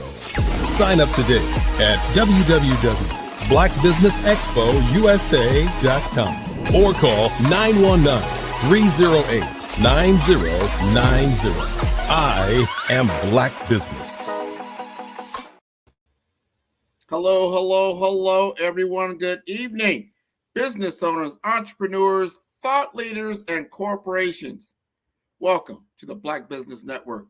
My name is Grant McGaw. I am the CEO of 5-Star BDM, and I am your business moderator for this evening on the Black Business Network. The Black Business Network is a 24-hour business network showcasing Black businesses, business owners, entrepreneurs, and thought leaders worldwide. We have speakers from North Carolina, London, Singapore, Africa, Japan, and cities all over the United States. The Black Business Network is a global community sharing its business knowledge to empower, inspire, and educate businesses about business. Today, let me introduce a voice many have unknowingly heard, Mark Neely. From the Midwest, where he once announced radio shows, Mark transitioned from corporate sales and marketing into his true passion. He was trained by Elaine Clark in San Francisco, and now he is based in Los Angeles. He's a relentless talent, auditioning for diverse roles from on-screen to voiceovers, including Super Bowl commercials. Beyond performances, he also is a force in show development and production, represented by CESD and the talent behind MarkNeelyMedia.com. Mark's ethos is clear: love for his work and respect for his collaborations. Let's celebrate the journey and dedication of Mark Neely. Grant McGaw, I know you. I know you from somewhere. You look familiar. You really do. Let me check my notes, man. Ted, thank you for all that. Thank you for that introduction, man. How are you? Man, every time I hear your voice, you are the voice of my commercials. You're the voice of the Black Business Olympics. Man. You are a wonderful, wonderful talent. I am just so glad to hear you. I'm going to have to give a refund to Eric Kelly, man. I heard my voice 3, 4, 5 times in the last 10 minutes. I said, man, who is that? That's me. Okay, all right, cool. Keep playing it. I'm just proud to be part of this in that way, and to connect with so many great personalities and businesses, to be able to promote them in a way I think I hope helps. And that's the whole thing, telling your story the right way. So if you're happy, let's count those dollars after people listen. So all of that and then some. So we're going to allow you to tell your story right now for our audience, because this is captivating, and I want you to continue to do what you're doing. Genius is common, and I'll see you on the other side. Fantastic. Good deal. Good afternoon, everybody. I'm hoping we get my guest. I called an audible about an hour ago, and I was going to talk about some of the things just to getting into voiceover, and then some corporate things about how your voice should be profitable, and just working on what takes place and how you do it. And I was going to focus on audiobooks, but I I called her audible. I see her in the green. She's there in the studio. But there's an amazing person that I've worked with and I've done a few audiobooks with and telling the story. That's just an amazing talent to be able to write. And then if she allows other people like myself to tell the story so that you can buy it and listen to it, that's who I want to be able to speak with. And we can talk about the art of business too. I mean, to be able to do what we do is not just a brick and mortar work. So many of the people that are here that you listen to, and there's so many. I'm listening. A few minutes ago, I saw Rodney and Alan Rippey. What? I'm calling him Monday. I'm going to get older, but that's amazing to see so many great people. You can just sit here and just be amazed, your mouth open. Wow, listen to her, listen to him. And they all have a great presence when they do what they do. And that's what I've been up to for the last 17 years. And as Grant was saying, I started in the corporate world. Well, started with Dow Chemical after college and thought I was there, and then you can find out that that's the kind of place that can let you go in 10, 15 minutes if they don't want. But traveling around the world, I just didn't want to do that anymore. And I was in Montreal. It was like a movie, actually. And I was had my briefcase. This is the briefcase days. Yeah, and I was walking across the street, and I sat my briefcase down as people walked by me and said, listen, I'm done. I didn't have the enthusiasm for it anymore. I had been talked to. My aunt was in the arts herself, and she had been pushing me. And I just did, I'm no actor. I can't do that. But something clicked. I wanted to express myself in a way that really showed what I wanted to do. And I had, from growing up, I'd been the DJ, I'd been playing around, and I have a pencil. Yeah, come on, I did all that stuff. And I just, somehow that would not go away. And I'm happy it didn't. But I still thought, okay, I was one of the first people to graduate from my family in college. And I thought that was the proper way to go. This is the 70s and 80s. You just, okay, we're lucky to do this. A corporation will hire us. Let's go do that. And it just clicked to me that, no, there's something more. There's something more. And took a class in San Francisco, like Grant said, a lady named Elaine Clark in San Francisco, $25 class. Went in, and I got on the mic and read the script, and, hi, everybody, come buy this. And it just, just that inch step, it just made a little bit of a tension, but something clicked. And this is it. This is what I want to do. And 16 years later, here I am in my own home. This is my studio. I work here at home, and all the things I do from here go around the world. And a lot of it is based on positive messages I have in front of me. My latest goal right now is you see this auditorium. My next goal is to be the Oscar announcer. Coming up, the 24th Academy Awards, that type of work. Live stage announcing is my most favorite thing that I do. So that's what I wanted to do. What I want to do from now on. But we have right in front of me now my Audible that I call, and she's here. And I want to, as Grant was here, I usually just get on the phone and act like, call up Grant, get a hold of Miss Morris, do this. And I was going to do that with Wahida. But I said, wait a minute, let me call her, because she can tell the story better than I can. And so she's here. She's here. So welcome. How are you? This is the first time we've actually seen each other and talked. We've been on the phone before. Lord, first time. That's the same thing was going through my mind. I'm like, wow, first time actually. We know each other, but we don't know. We have not talked like this and seen each. So it's great to meet you. Hug. Good to see you. High five, whatever. How are you? I'm fantastic. This is grinding just like you. We do what we do. Yeah. Well, I consider you to be a piano player in the sense that, or guitar player, that if you're playing one instrument, to me, it's a little bit different when you get on the piano. And I do what I do to create a story in 15 seconds or 30 seconds or whatever it might be. But to write a book, that's a whole nother level to me. So I wanted to get a chance to talk to you about how you do that. Maybe talk about your story, what's coming up for you next. I know we have some plans to do something, and audiobooks aren't part of my main focus, but I'd love the chance to do something like you do, because it's something that's that's us. It connects to our stories. And if you could talk about some of the things that brought you to being a writer, and then, we'll move on to some other things that I want to talk about in positive languages. But I'm so happy you're here to tell your story. They push you off the screen. Let's get you back up there. Maybe talk about what and how you started to be a writer and why you're doing it now. I always mess up your first name. I'll just say Miss Clark. Miss Clark, are you still there? Did they kick you off? You still there? No, she might have gotten kicked off. So if till she comes back, I want to just stress that this is just one of the places to work for me. Again, I do commercials. You've heard me. I am Black Business. You've heard plenty of that. But I do something every day in some way. I mean, this week it's ESPN. I've got something coming out. I'm doing playing a boot in one commercial. I'm going to be doing some things on Netflix. Actually doing some farm commercials. I mean, it's just a rapid things that come at me every day. But here she's back. She's back.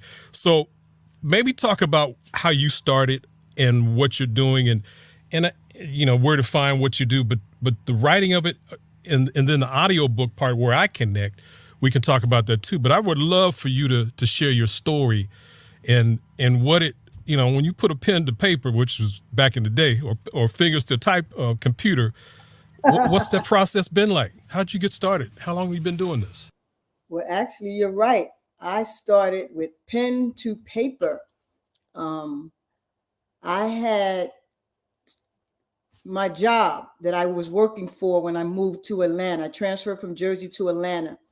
The company that I got hired with was a bad company. I ended up being a top salesperson at the company, unbeknownst that the company was on the radar of. So one day I'm at work doing my job and they kick the doors down. They come in with the guns drawn and you know how they come in. And I kept hearing them say, "Where's the girl? You got the girl." And I'm like, what girl are they referring to? They were talking about me because, like I said, I was a top salesperson. And to make a long story short, I took the case to trial and we lost. And I was sentenced to 125 months in federal prison. So once I got in prison, after the first year, I said, oh my gosh, I got to do something. I got to make some money because I had called home to my niece. I said, okay, they moved me from the county jail and it's setting in with me that I'm going to be here. I'm not going anywhere. So I said, send me some money because it costs money to live in federal prison. You got to pay for your soap powder, to wash your clothes. You pay for everything. So I called home and said, send me some money. They said, Wahida, we'll see what we can do because you've lost everything. Actually, you lost your house. No one's here to run your businesses. They just repossess your cars. We are packing up your home right now and we're moving your children back up to New Jersey.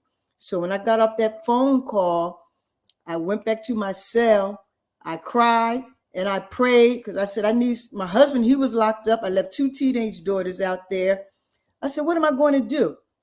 So my job at the time was the librarian. And I was also the computer teacher at night. So one morning I'm in the library and I pick up a magazine. I think it was a Vibe or XXL.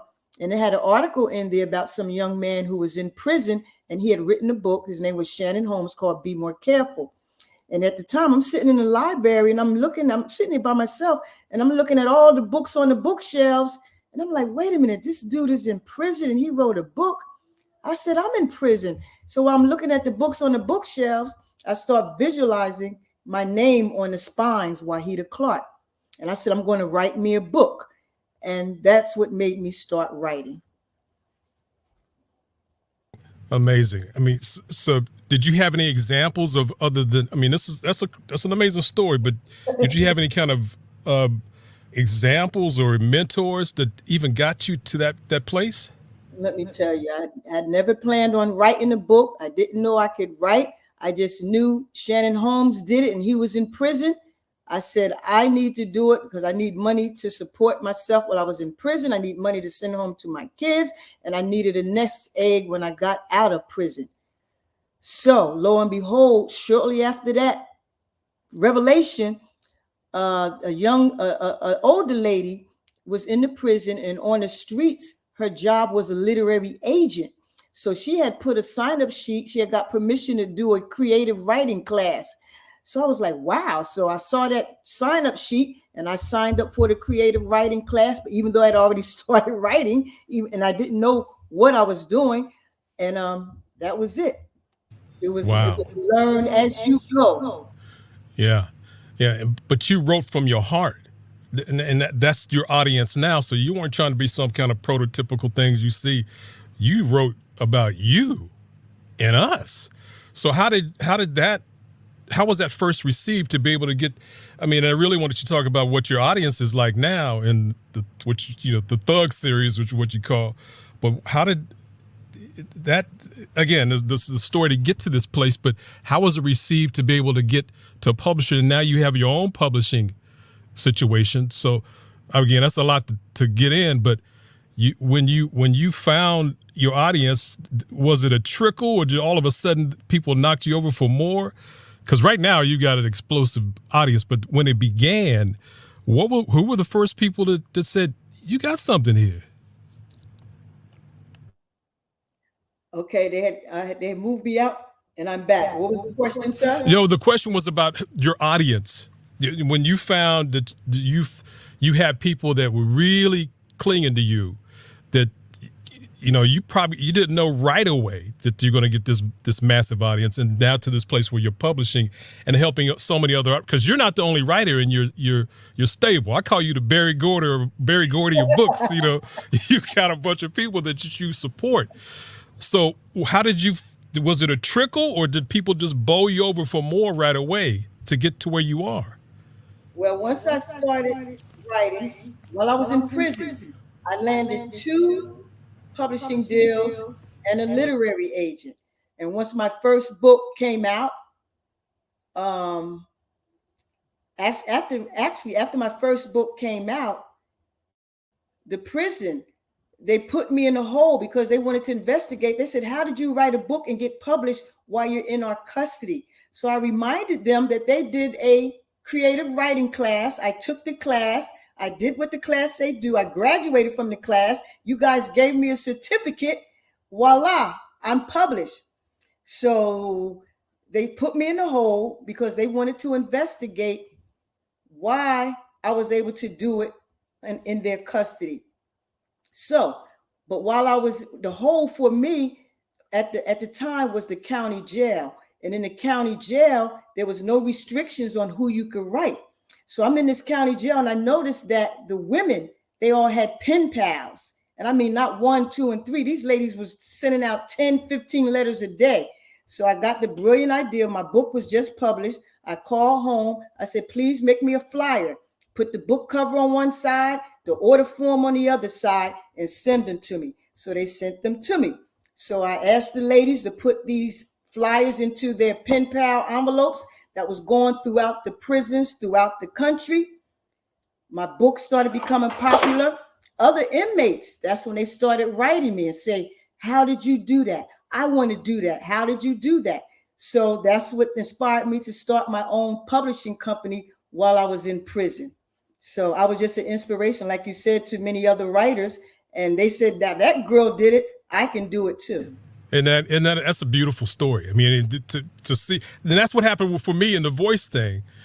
Not only just James Earl Jones, you know that voice from the Darth Vader, but just other DJs and other people that you see. You need an example out there to think, oh yeah, I can do that too. Right. Especially for us, the thing that came out with Little Mermaid. I saw something on YouTube with a little black girl. She's black. Look at her. It's something that happens when you see the not typical happen. Oh yes, I can do that. So you're an inspiration to so many people. I mean, how many people do you have in your publishing group? Well, I published over 150 titles. I think I had to sign about 50 or 60 authors. Wow. and they just, I mean, just now you're like the publishing companies you were trying to get in. I mean, what kind of qualification? Because there might be writers out here listening to us. I mean, I want us to really, we're talking about how to form a business from art, and I was actually just watching Wayne Shorter's documentary that came on Prime this weekend. He had a quote in there where he was listening, he's watching a movie, and there's a quote that says, "I must." For what I was telling before you came on, I was doing the corporate sales, I was working at airlines, and I knew I can't do it anymore. I didn't know how to do voice work, but I just knew I had to. I want to do it, and it's the same story for you. So we're making businesses for something we just have to do. It's not, I think some of the other businesses have that same feeling, but for arts, I think it's another place, and you have to be in a place where you're so free to be authentic and be who you are. Because people hear my voice. I'm not doing anything kind of precise, perfect, robotic voice. I'm just expressing what I feel and what I think this company needs, and that's what you do with your books.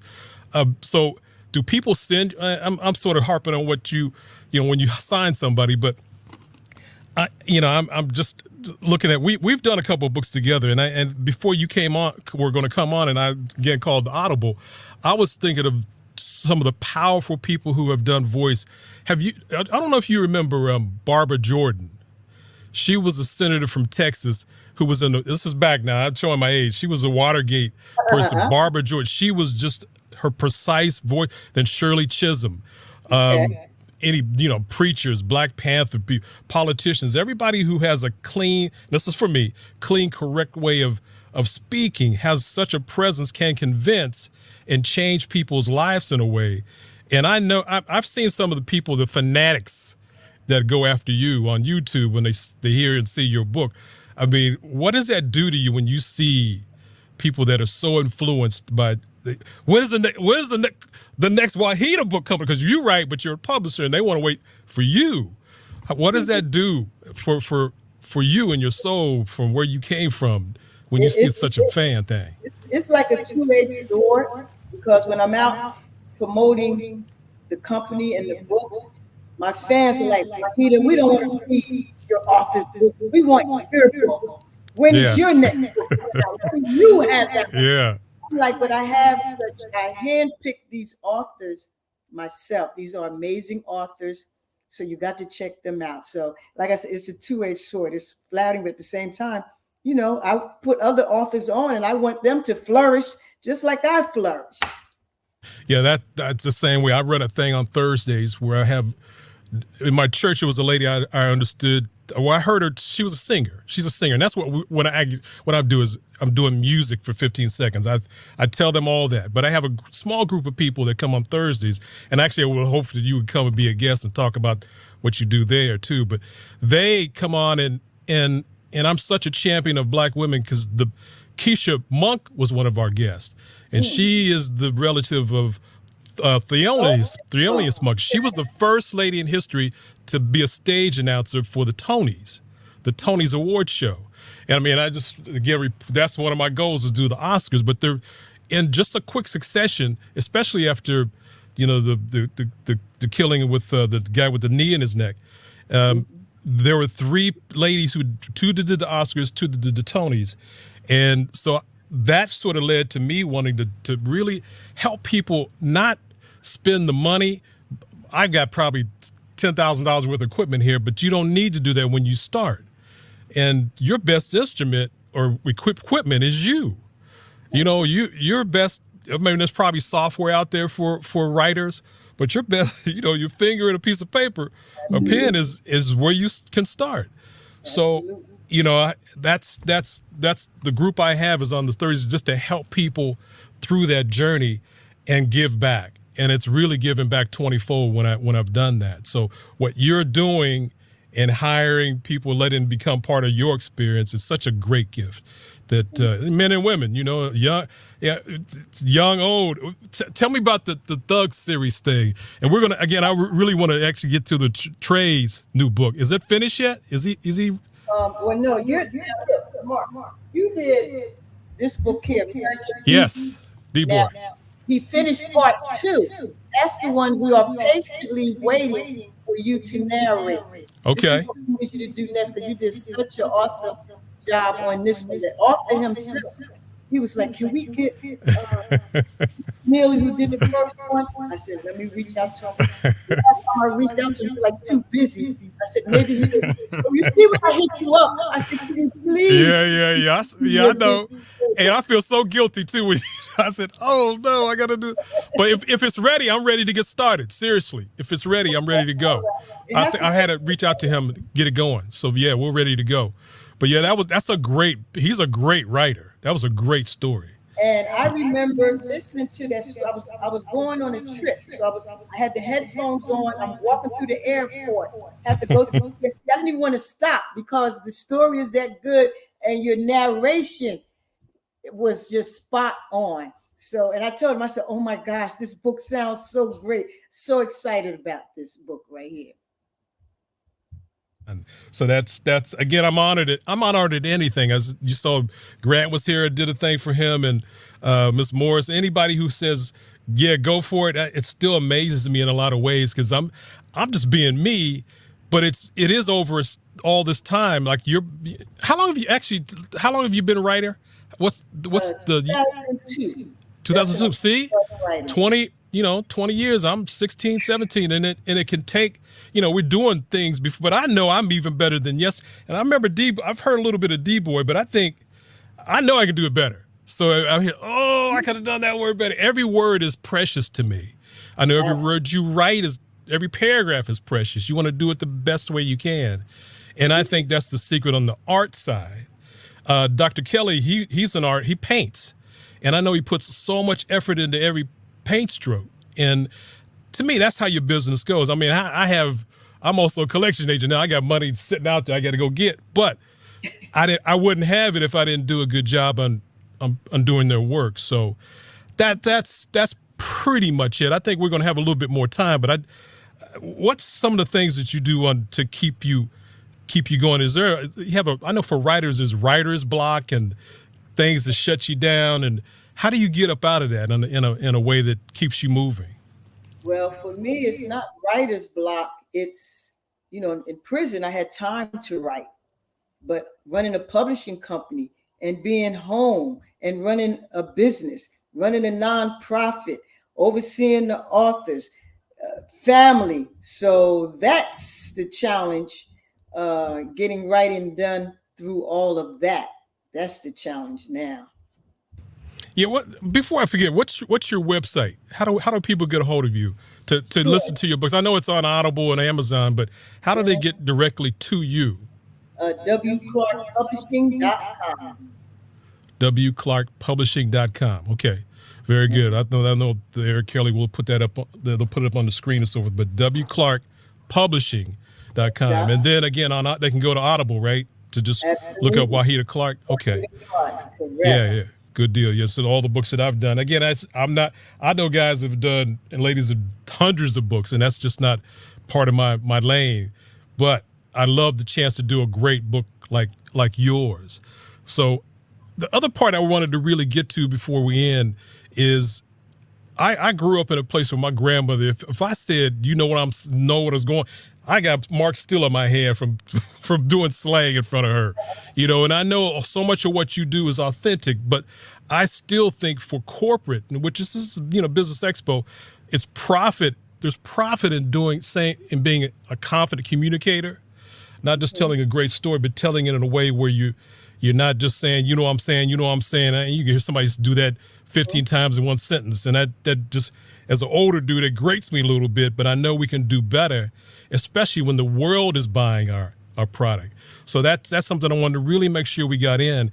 And there's a cancer right now. Everybody says right after everything. You did it right, and then right, and my grandma would tear y'all up for. So it's part of our responsibility, I think, as entrepreneurs.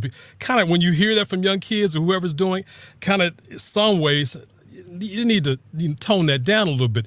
You slow down, and you don't have to say it right after everything you say, because sometimes it ain't right. But that's just my own lane in court. I wanted to make sure it's done because in my world, I have to make sure each word is clean and correct and done well so the product shines. But that you know what I'm saying, stuff can't be part of who I am. So that's another thing. But the strength because you're right. Yeah, There's a time and place for everything. There you go. And listen, on the game, it's Saturday now. In the game, I can talk crazy. You know, go, run. But for you, authenticity and how people go and speak is so pure and necessary. That you have to be able to. I said, you have to be able to do it in a way where it's done in the story flows. I remember what we talked maybe a couple years ago. I work with a lot of producers here in LA and producers for movies and the rest. Where are you on that? I know because some of these, the thing I wrote. Let's see, I did the audiobook for what's the one I did that had such the two people with the car blew up and so forth. That's a movie, Wahida. I know, and my fans are dying like Wahida went. But this space is just so. I'm about ownership. Tyler Perry, he said you got to own your stuff, and when you in the movie industry, if you don't have the budget to do your own stuff, then you have to. The studios or the investor, they get the lion's share. So that's been my only hang up. I want to be in control. I work so hard to build this. I want to have the most control. So, of course, we have several projects that would be amazing on the screen, but it's just getting the right timing and the budget to get it out. Have you talked to Tyler Perry before? Have you presented any projects to him, or are you at that place? I have. And when I lived in East Orange, in my office, his project manager, one of his project managers who I was incarcerated with, she had called me one day and said, Tyler said, send me some books. Send me some books. I sent him a whole set. Nothing, huh? Anything back. Yeah. And recently, she called me with him on the line, but I wasn't available. And I said, Letitia, you're kidding me. She said, I had him on the line right now. But so he did send me the message, said that he has stuff slated out for like the next 3-4 years. But my time will come. It just has to be the right time for me.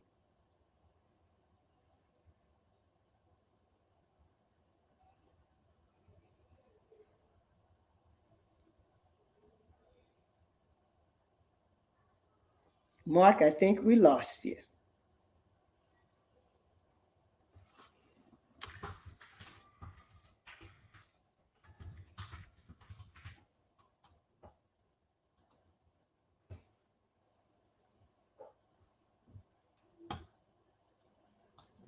With the mute and so forth.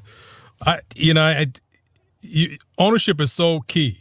And I've done some things, people hear I get something every day almost on the Huggies commercial that I did for the Super Bowl. Where are you? And we had a whole thing with that, with Kimberly Clark and the money, and it just so they got another person. But I stuck to my guns, and that's going back and forth. But I knew I couldn't go into it where they weren't going to pay me like I know I deserve.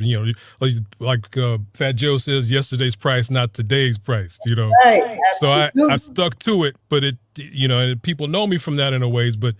It's just what happens in business. And so, yeah, you've got some stories that movies would just shine. And I'm waiting for it. So Tyler's not the only one. He's one of many. He's one of many. And you can actually start your own, you can have your own production company. That's what we're working on. That is what we're working on. Good deal. I'm trying to think what else we can get to far as your book, but I'm just happy that you could tell the story instead of me trying to, give a little summary of you. To have you right here is an honor, and maybe we can do some more things in the future. We're going to get on that book that Trey has ready. If it's where is it, by the way? Is it ready to go? Do I need to go on Audible to do that? No, I had to send it to the editor. I was just taking my time because we had so many other projects. Okay. And now that I know you're ready, I'm ready. I can send it to the editor to get it knocked out. So I'm ready. He requested you specifically. And I was like, oh, yeah, let me hit you on Twitter. We'll make it happen. We'll make it happen. And who else makes it happen is Mr. McGaw. He makes it happen. Yeah, I love this guy. This is my man right here. Hey, the love is mutual for both of you and what you've been able to accomplish in your careers. I love the resilience, the story, like never quit. We just keep moving forward. This is fantastic. So I just have a couple of questions. I'm curious, right? I'm a curious guy. Wahida, I mean, do you ghostwrite yourself for any other writers? Yes, I ghostwrite for others. And I'm a book writing coach because like I assign celebrities because of my brand. So I attract celebrities. So like I just signed Drummer Boy, big producer. One of his beats just went diamond with Waka Flocka. Big 50, she has a movie on BET. She's also American Trap Queen with Judge Mathis. I have the soccer mom, Madam. She had a big case in New York.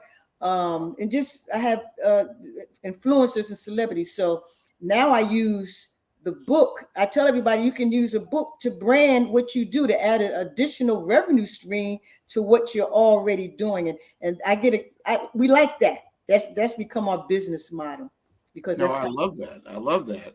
And if you had to say like, this is my lane as far as your genre, the type of books that you write, how would you explain that to someone? I am known as the official queen of street literature. And any of the audience ever read Donald Goins, The Iceberg Slim?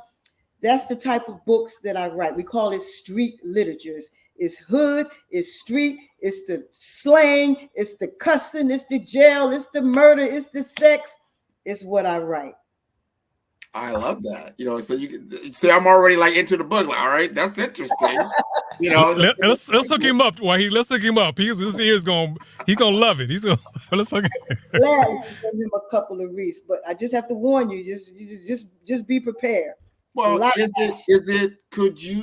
could see like some of your books, some of the things that you've done, do they come to streaming services? Like, do you see them on a Netflix type of thing? I mean, you start looking at some of the most popular TV shows featuring Black people, they're in that genre, right? That's right. Our books started it all. That's where they get them from.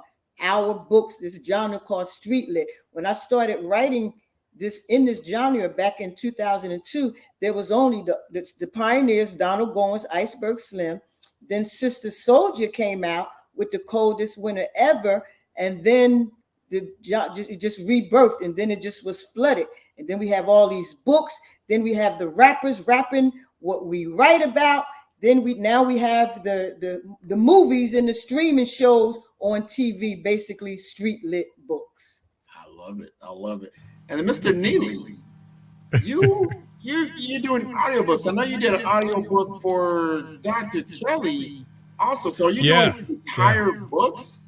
Yeah, entire books. But again, as I was saying with Wahida, I can't dedicate all the time I have. I'm working every day with commercials and the rest and animation, so forth. I just don't have time to, and it hurts my heart that I can't finish them fast, because people who just do audiobooks, they're in this booth 8 hours a day, killing it. I don't have that kind of time, although I wish in some ways I did. So it's honorable to do a Miss Clark book, but I don't want to cheat her by spending too much time on it. But yes, Dr. Kelly's book, he'll tell you too, it took too much time, but we've got it done. So there we go. You're the kind of voice that, and I remember this because I'm a little older, that you're driving down the highway, you tune into the radio station, and you get someone orating, a very good story. Mark's got that story, and I would like to see you listening to Mark And then with the Wahida story, and I'm like, I'm riveted. I'm pulling off the highway because I'm listening.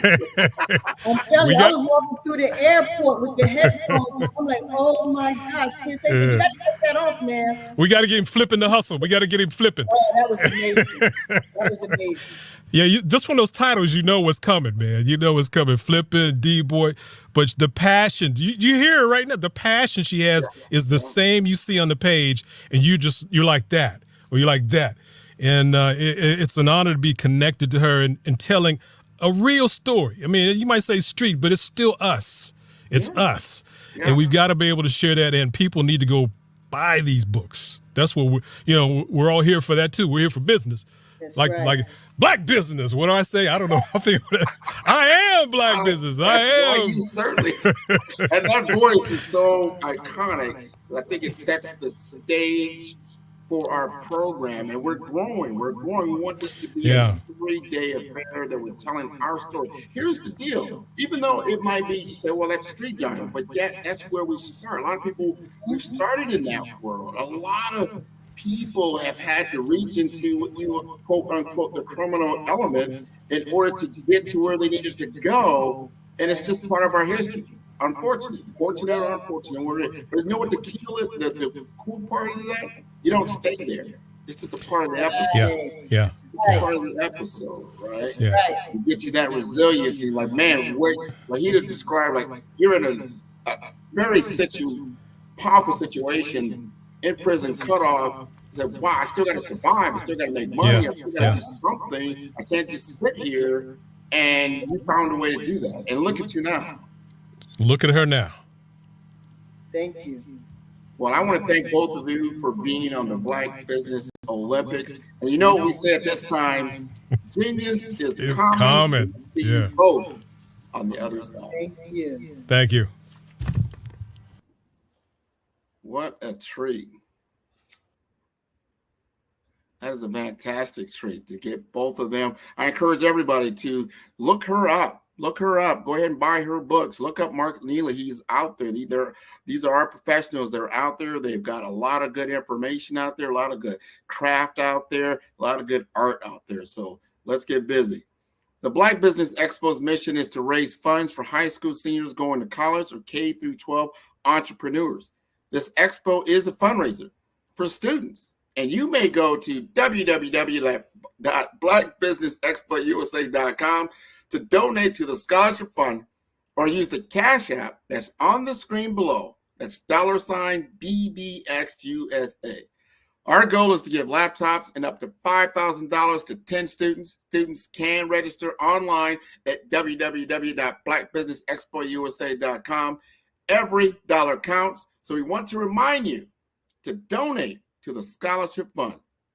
We want to thank our Black Business Expo USA sponsors for August 2023, NC100, Moody Capital Partners, Suede Soul, Lotus for Shade Coaching and Training, Carolina, Virginia Minority Supplier Development Council, Step Management, BHS and Associates, Margie McLean Foundation, Genius is Common, Earth Essentials, Milani Shani Global, Executive Women's Success Institute, the Quality Coaching Company, Superwoman Business Services, Creative Force Studios, Lee Entertainment, Artistic App Design, Black Business Expo USA. Genius is common, and I'll see you on the other side.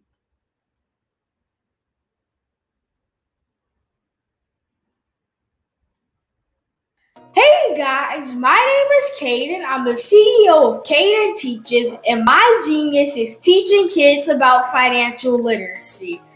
Throughout my financial products, such as my financial flashcards, my activity book, and my newest project, my financial bus, which I bought. And on the bus, it has a mock bank where kids will learn how to deposit and withdraw money, a mock grocery store where kids will be able to learn how to have a family budget, and a mock stock exchange where kids will even be able to learn how to invest in stocks.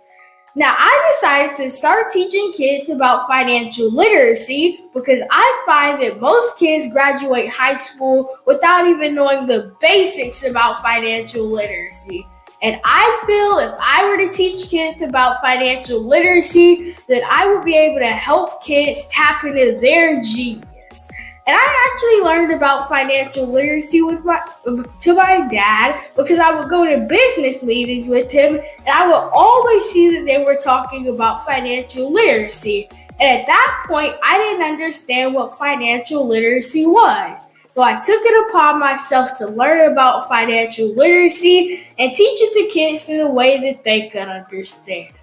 But I want you guys to help me help kids tap into their genius by going to my website, cadenteaches.com, and you can sew into me in my financial bust by going to my GoFundMe link. And remember, if Caden can, you can too, because genius is common.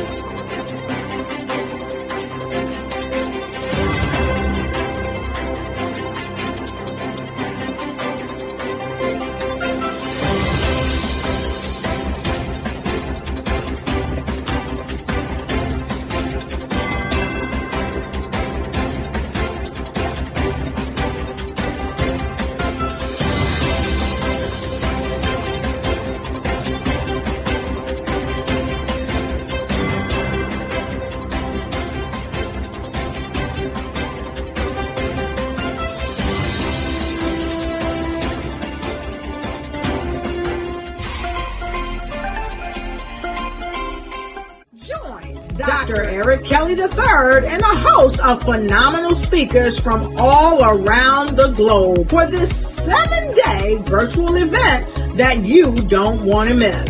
The mission of the Black Business Expo is to raise scholarship money from kids all the way from high school, all the way from college. The Black Business Olympics is one of the largest Black business showcases in the world. It is an opportunity for businesses and companies to showcase their businesses globally. We are going to be giving away laptops up to $5,000 away to students. Again, I'm Olivia Appleberry, the founder of 2 Cents Finance and one of the speakers for the expo. I am so excited to see you there. For more info, go to www.blackbusinessexpousa.com or call 919-308-9090 and hope to see you there. I am Black Business. From the moment I wake until the time I sleep. Yes, I am Black Business. I am Black Business. Tell me, are you Black Business? I am Black Business. Do you support Black businesses?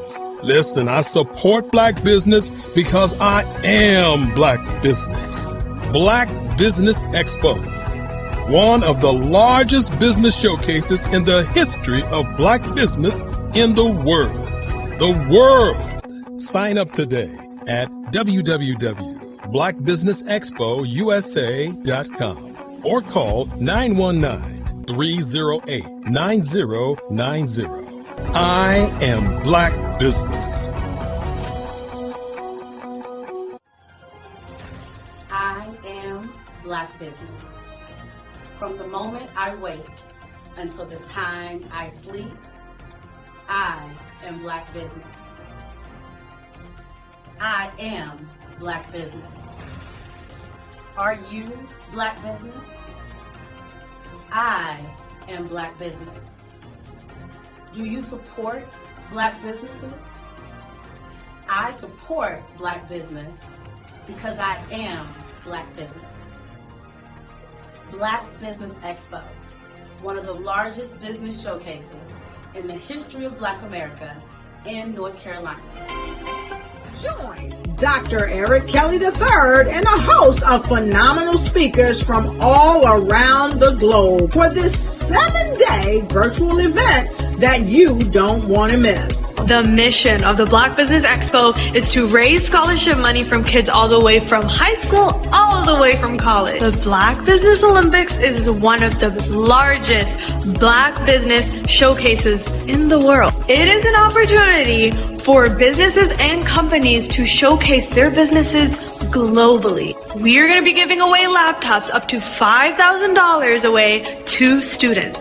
Again, I'm Olivia Appleberry, the founder of 2 Cents Finance and one of the speakers for the expo. I am so excited to see you there. For more info, go to www.blackbusinessexpousa.com or call 919-308-9090 and hope to see you there. I am Black Business. From the moment I wake until the time I sleep. Yes, I am Black Business. I am Black Business. Tell me, are you Black Business? I am Black Business. Do you support Black businesses? Listen, I support Black business because I am Black Business. Black Business Expo, one of the largest business showcases in the history of Black business in the world.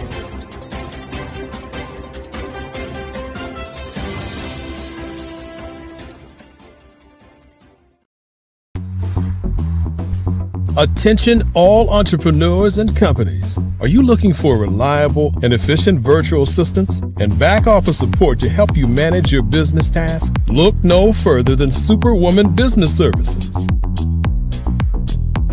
Our team of virtual assistants provides a full range of administrative support services, including operations management, social media marketing, and much more. We also offer website design services to help you create a professional online presence that reflects your unique brand.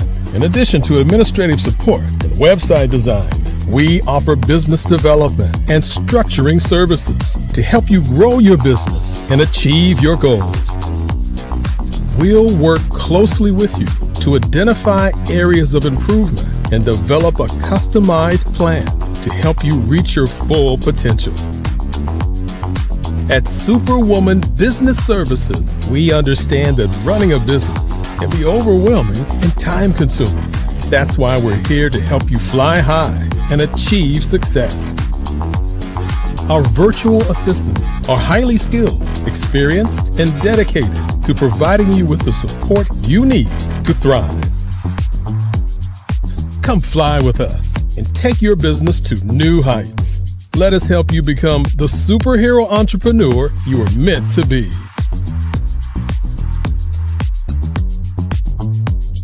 Contact Superwoman Business Services today to learn more about our back office support services. Come fly with us and take your business to new heights.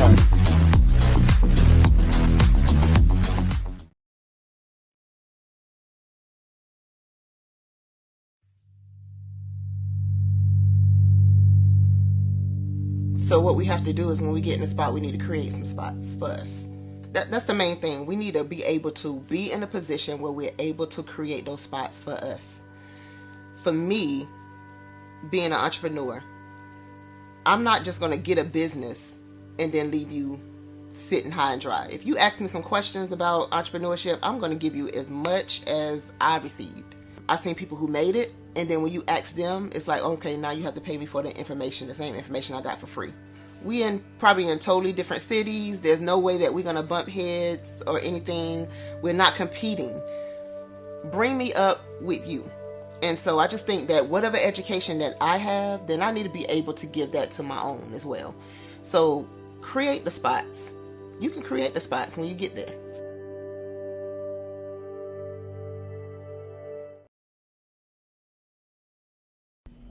Why do I do what I do? You know, my life coach asked me that a few years ago. And she said, Tony, what's your why? And I told her, and she said, girl, you've already accomplished that. Perhaps you need a new why. Hi, Tony Harris, Amy Hoydu with Say It Said Marketing, one of your students. and just wanted to say thank you, Tony Harris, for spending so much time with me and giving me that boost in my business that I so drastically needed.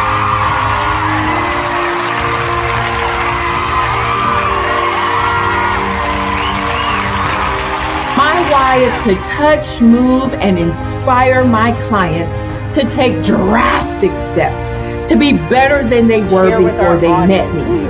I'm a resource. I'm a connector. I want to help people build deeper relationships that are beneficial to their life and business.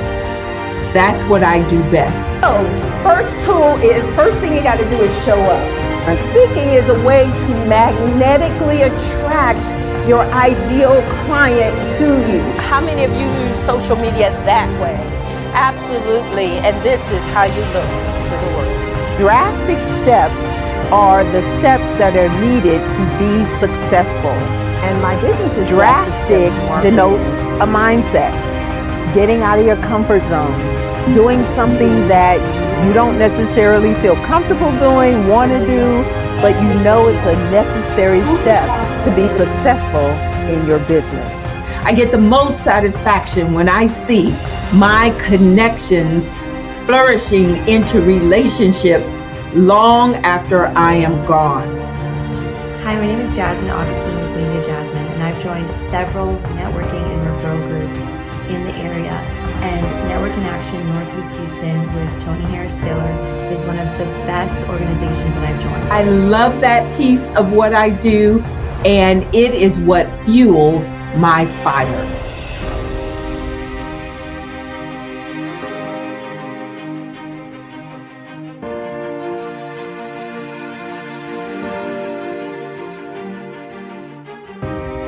My name is Tony Harris Taylor, saying take a drastic step today for a fantastic tomorrow.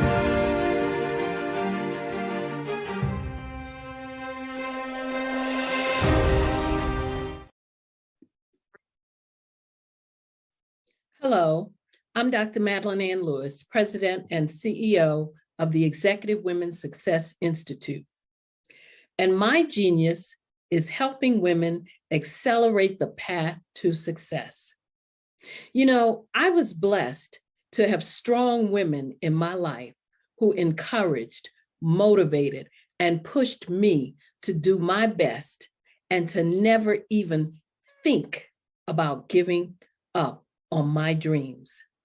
So I say to women, we must show up to rise up. We have talents and potential, but who will see them if we don't speak up and get noticed? I know that women are a tremendous resource on this planet, and there is nothing more fulfilling than helping a woman tap into her full potential.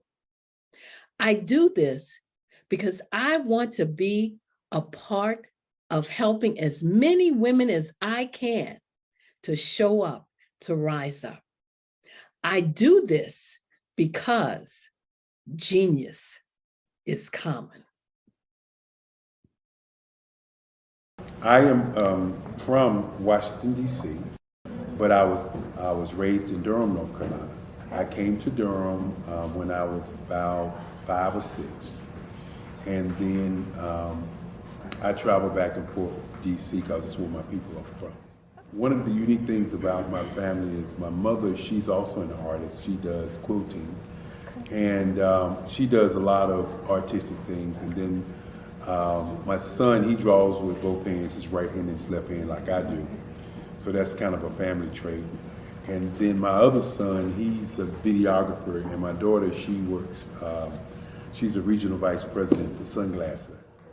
When you start out drawing and sketching, you want to continue to explore, you know, each avenue. I do pastels, I do pen and ink, I do painting, I do acrylics. I haven't done oils yet, but I try to do all facets of art. What I say to a lot of times to people is, you know, you can't put yourself in a box when you're an artist. You have to explore. And over the course of my life, I've tried to explore different mediums. I also do sculpture as well. I choose my subjects by the intensity that they have in their faces, or the intensity that somebody is moving, because I do more than portrait drawings. I also do I do abstract, and then I do figurative drawing also. Well, what happened in this particular show is that I started out trying to come up with something that would be a little bit different than what everybody else is doing. So I was working on a Barack Obama show, and they wanted me to do some paintings of Barack. And so what I did was, because of the deadlines, I kind of did it kind of fast. And then I realized when I was doing it fast, I enjoyed it. And so then I started doing other pieces the same way, and I started to enjoy those pieces also. And so I came up with this particular style. And it's a style of lines and colors. And what's interesting is that when I was in college, I did a show called Lines, Colors, and I talked about the boldness of the blacks, the hotness of the whites, and this is how this has come about, later on in my life. And the colors comes from a lot of the entertainers that I work with, where they wear different colors. They don't wear, your plain reds or your whites. They wear different colors, and so that's also another piece of what's giving me the colors. The subtitle of this show is Faces That Speak Life. That's real critical. Faces that speak life. Each one of these pieces is a life source and a life energy that's being put on display for people that are looking at it. I always say in terms of my art, it's not important that I draw them. It's important what you get out of what I draw. I don't try to just draw it because you like it. People wanted me to do prints. I didn't do prints. People asked me to do different people, but the people that I choose are people that make a difference in the lives of people in the world. So the human landscape idea was, again, as I say, the lines represent your emotions, it represents your ideas, and it represents your journey as a human being. And that's why you get the different pieces and the different looks. And as you notice, I try not to do one look that looks alike another look. And that's what's the most important part of this show. Art to me is a creative expression of something from nothing. It explodes onto the canvas, or it explodes on in my work. One of the things that I try to do more than anything is I try to just give the lines and the movements and emotions and expressions into what I do. Art really means to me a chance to express how I feel deep down inside. Most of my art begins as a thought that I might have, whether it's sports, whether it's history, whether it's a woman or a man. It pretty much starts as an idea of thought before I get into the actual image of what I'm going to draw. I do a lot of historical pieces. I was a history minor in college, and I love to do history pieces. And a lot of times I'm thinking about history, and then I try to make that history impact you as you look at it. That's one of the reasons I do pictures so large. People ask me, why do I do pictures so big? And I tell them, I want the piece to impact them as they're looking at it, to kind of dominate them, dominate their space. And most of my pieces I try to do off page. I don't try to do anything that's going to be in those four corners, or in a square. And I want your imagination to be a part of the piece that you're looking at.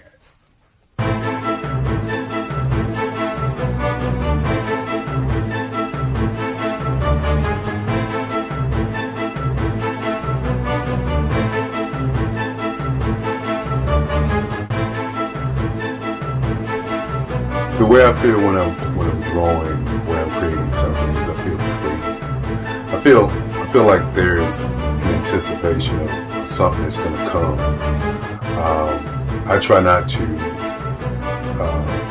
draw first, I try to draw second. And what I mean by that is I try to allow myself to kind of get into the piece and just relax. Sometimes I miss time. I'll draw 2, 3 hours, sometimes 4 hours. And while I'm drawing, it's just a free. I just feel free. I mean, I feel like time stands still.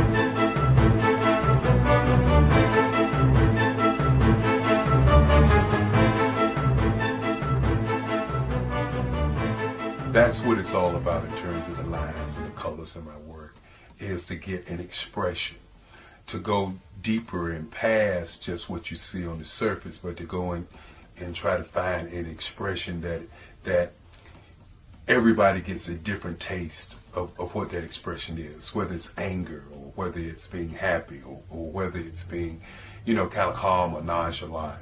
That expression that people take away from the piece is the most important part of what I do as an artist.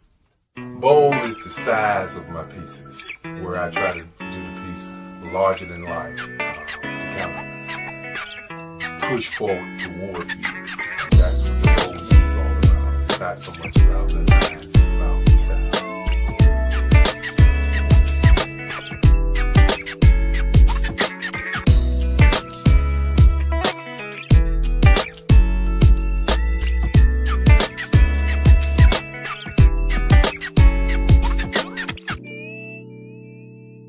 The Face of Change art show is inspired by my mother, but more importantly, it's a historical moment in time as the pieces depict different emotions and expressions of Barack Obama. The 44th president is indicative of the 44 pieces of art that I have done in this particular collection. When you begin to think about expressions and portraits, this is a portrait gallery of expressions of what transpired as Barack Obama ran for office. Some of the pictures are abstract and some are expressionistic. And I combined both of those forms of art to create this collection of art pieces.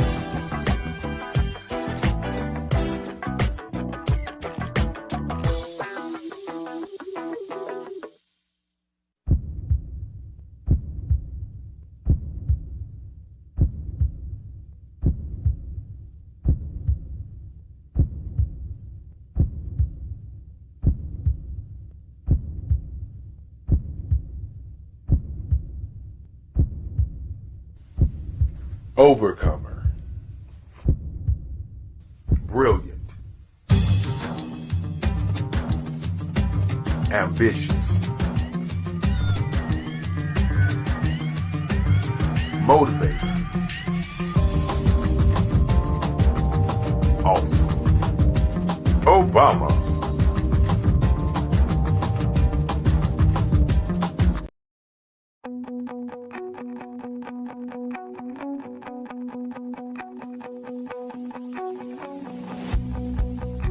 I am Black Business. From the moment I wake until the time I sleep. Yes, I am Black Business.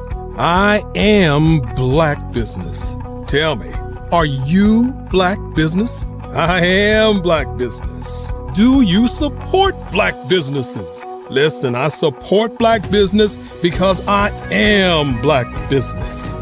Black Business Expo, one of the largest business showcases in the history of Black business in the world. The world! Sign up today at www.blackbusinessexpousa.com. or call 919-308-9090. I am Black Business.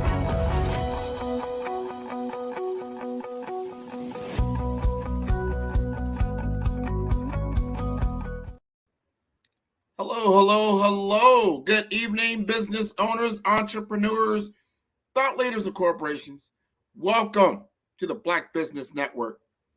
My name is Grant McGaw, CEO of 5-Star BDM, and I am your business moderator for this evening on the Black Business Network. The Black Business Network is a 24-hour business network showcasing Black businesses, business owners, entrepreneurs, and thought leaders worldwide. We have speakers from North Carolina, London, Singapore, Africa, Japan, and cities all over the United States.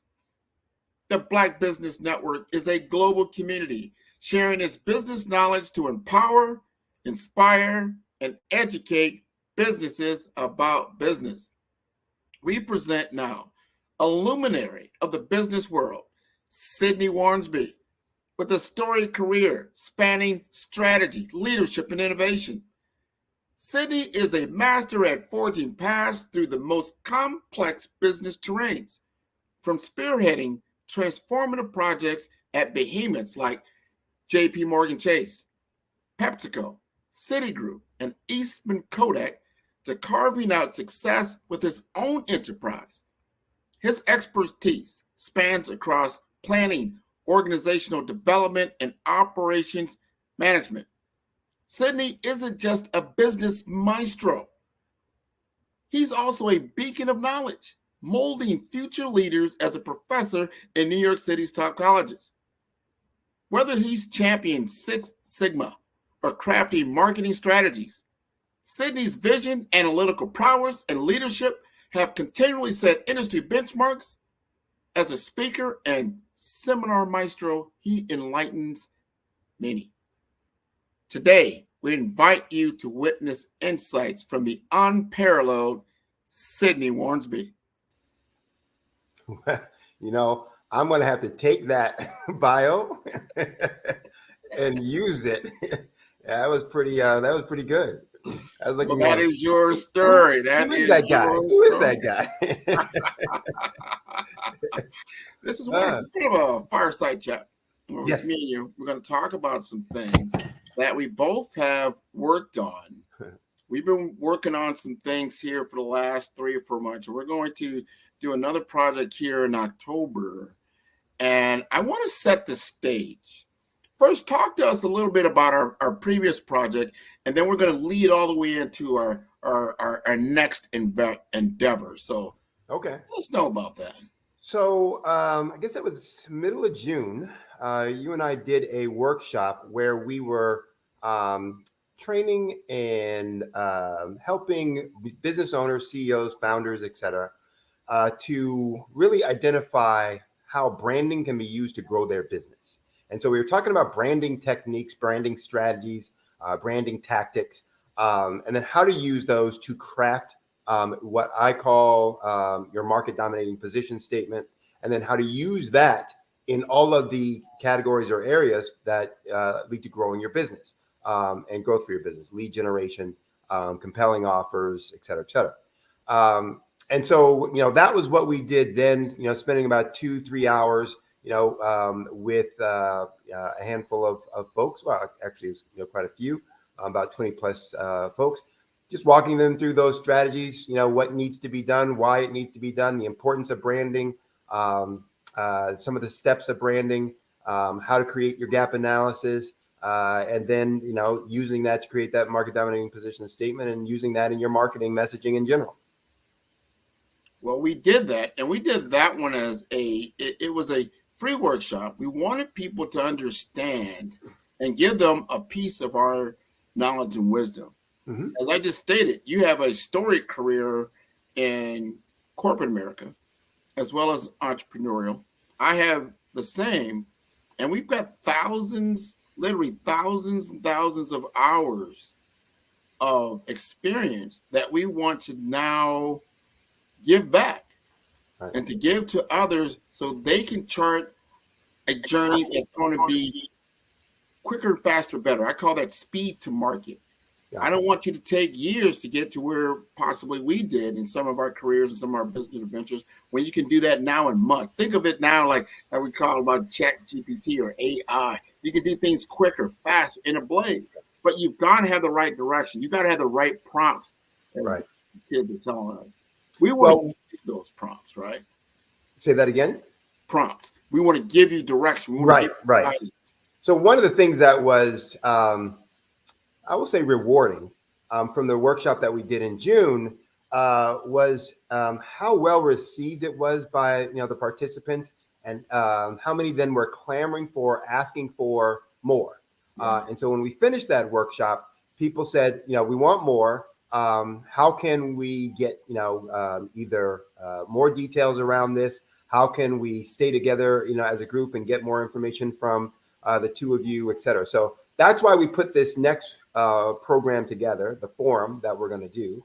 And that's really about, I don't want to say hand holding, but it's guiding by leading them along the path. So we're going to work with individuals who participate in this workshop, in this forum, to actually teach them how to do their gap analysis for their branding strategy, how to take that gap analysis and then put it into the framework and the tools for creating your market dominating position statement. And then we're going to actually work with folks on perfecting that, through some coaching and peer analysis. So we're going to then have people actually present, their information, what they've worked on, et cetera. And you and I will give them some feedback, as well as, let some of the other participants, give feedback. So people will walk away with some very tangible outputs and outcomes from that they will use for their business. And to the point you were making, I talk about having a $1 million framework in 6 months. That look, we all want $1 million business. If you're starting your business and your small business, et cetera, we all want $1 million business. But you have to create that framework, for that. What are the processes? What are the structures? What are the systems? What are the tools that have that? And so one of the things that I do with my clients, and you and I have talked about, is giving people that framework that says, here are the things you need to put in place. And when you have these things in place, then you may not have $1 million in revenue in that 6 months, but you will have the framework and you will be on the ramp for having $1 million in sales, because all the systems are in place. And now it's just a matter of you clicking and using those systems and those processes. So that's what we're going to be doing in this forum workshop, in October. That's right. That's right. And I want to remind people think, $1 million business, it sounds like a big number, but it really isn't. It's really about volume and execution. I remember I read this book, and it was telling us that you can have $1 million business with a $25 product. Oh, yes.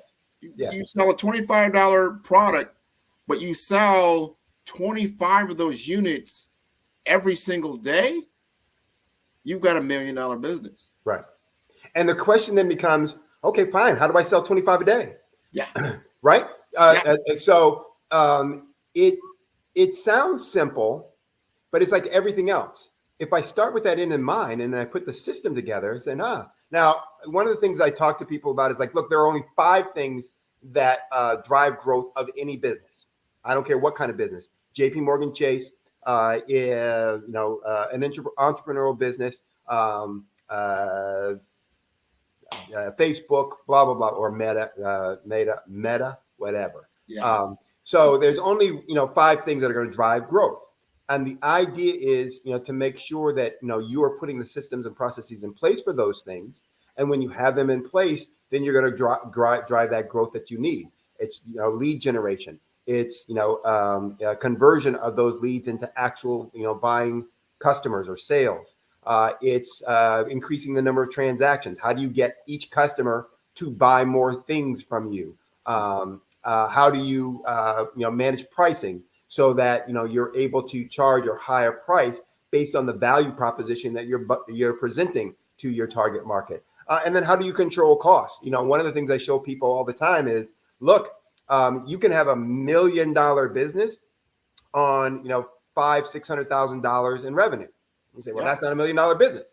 It is $1 million business from a profit standpoint if you manage the cost, appropriately and properly. Meaning that lots of times, with a standard net profit of 10%, that if $1 million business is going to drive $100,000 in profit. So the question then becomes, all right, then how do we create $100,000 of profit in fewer revenue or fewer sales, so that we're actually then generating $1 million business from a profit standpoint with lower revenue. And those are the things, again, that we can talk about at forum, and that we can work with people offline as well. Excellent. So those are the types of conversations we're going to have. And I want to remind folks, like the workshop that we did back in June was one day. It was over a 2-hour period of time. And what we got was an overwhelming demand for more. Right. So we got together, we said, you know what, and we understand what it takes to do these types of things, to really get it operationalized, not just the ideation stage, but operationalize it, right? So that's going to take 4 weeks. We felt we could do 4 2-hour sessions on a Saturday, get people focused. They're not with a lot of distractions, and they can really get into this.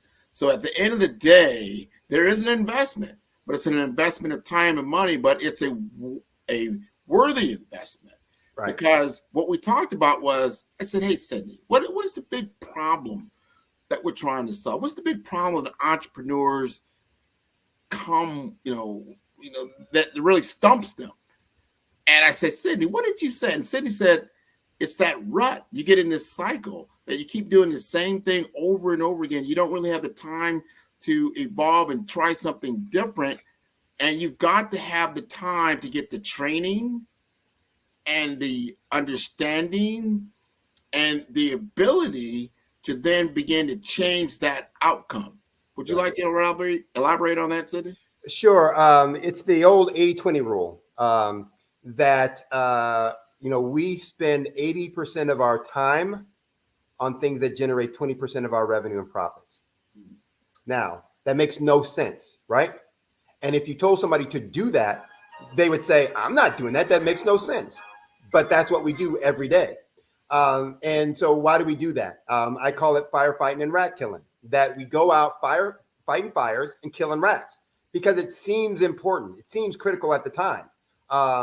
Sometimes it is required, but it's not going to generate more revenue and sales.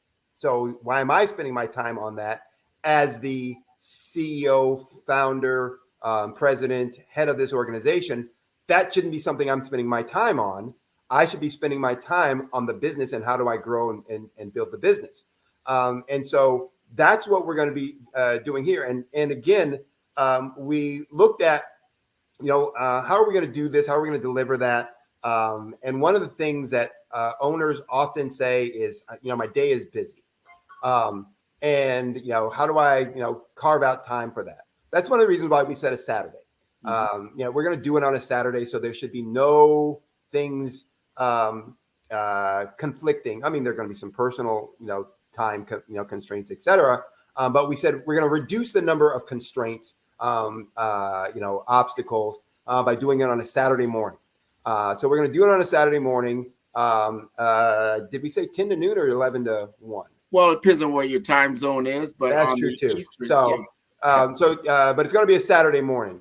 But what we also then said is we need to make sure that it's hands-on and they're going to do the work to get the deliverable so that they can put that into their business.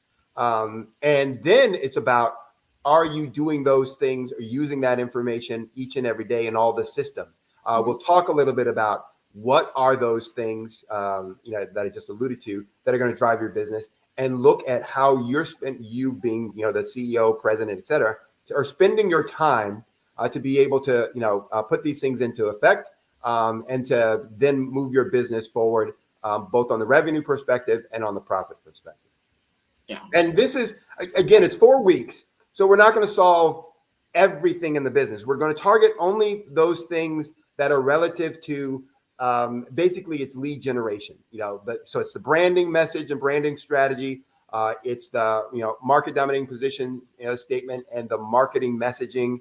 And then how do you use that messaging to, generate more leads, et cetera. We won't be able to get in 4 weeks to some of the other things relative to the business, but that gives you a great foundation for being able to go out and start and attracting more clients. And when you said before, hey, it's only 25 sales per day. Okay, I got to find, if I'm great, then everyone I contact is going to be a sale. Well, that doesn't usually happen, right? So I'm going to usually have to generate more leads. And the other thing I talk about is everybody's not a now buyer. So no matter, even if they're going to buy your stuff later on, they ain't going to buy it today. And so you need to be messaging and communicating to a lot more folks and getting them committed to you as a brand and feeling that you are trustworthy, as a subject matter expert and for their needs and their pain points. That says, look, here are my pain points. Here's the problem that I have that I don't want, or the benefit that I want that I don't have. And Grant and Sydney understand that and are giving me information to be able to assist, in my eliminating those pain points. Well, as a business, you need to be doing that, for all of your target market as well, whatever your business is. And we'll talk about how do you use that messaging, that branding strategy, et cetera, to really connect with those folks who are your target market, so they start feeling that you have their best interests at heart, that you understand their needs, and that you're providing them information, services, research, and products and services that are helping to eliminate their pain points. All of that is so important. I want our entrepreneurs on the station to truly tune in. This is an opportunity for you to transform. This is a transformative forum for you, and you'll be working alongside others. This is a classroom style setting. In that first week, we're going to be talking about skills gap analysis. That's so important because you have to take a look at where your current state is, where are you currently at, and how does that compare to your competition? What does that competitive analysis look like? What is your peer group? What is the business that's 1 or 2 rungs above you? What are they doing that you're not doing? And what is that business that's 4 or 5 steps above you? And what are they doing? This begins to give you a track and a blueprint that you need to acquire. So that's what we're talking about. What do we need? What do you need to acquire in order for you to be able to have the revenue generation that you need to operate at these other levels? That gives you the playbook. Then you're like, so when you go back to work, let's say, and in another, in that next month, and you're ready, you know what to do. There's no question mark anymore. You know what the process you need to put in place. You know what the measurements. That's a lot of times when I'm talking to people, like, all right, how are you measuring your performance? And they're like, I'm not sure. You have to have the right metrics. Right. Would you agree with that, Sydney? Absolutely. Absolutely. And there was something that was implied but not stated in what you said that I think is a very, very important too.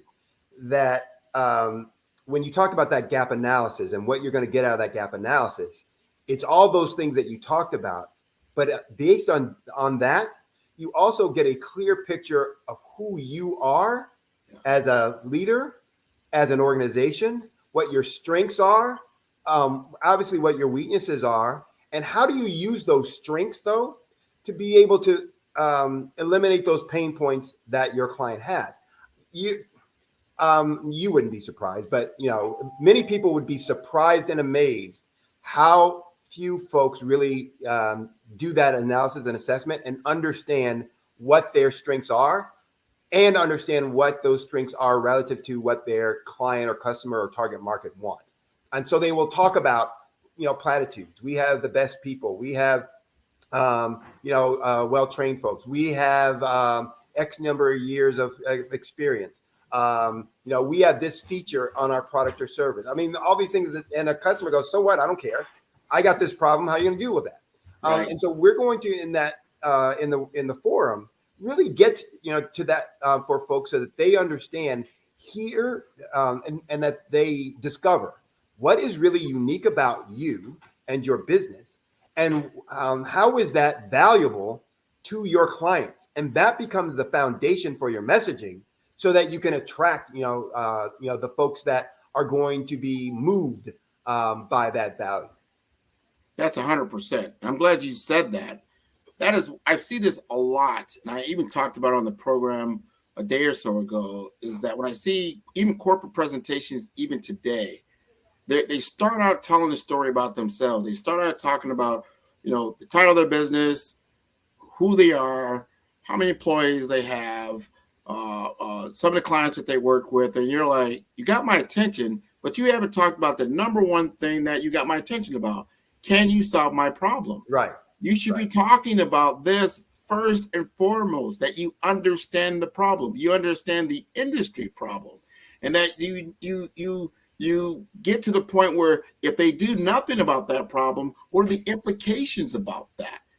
What is that going to look like for you? Or if you stay at the status quo, think about people listening to this. You know what? That sounds great, Sydney and Grant. That's wonderful. Let me take a look at that. Maybe I have some time. Understand the implications of not doing anything.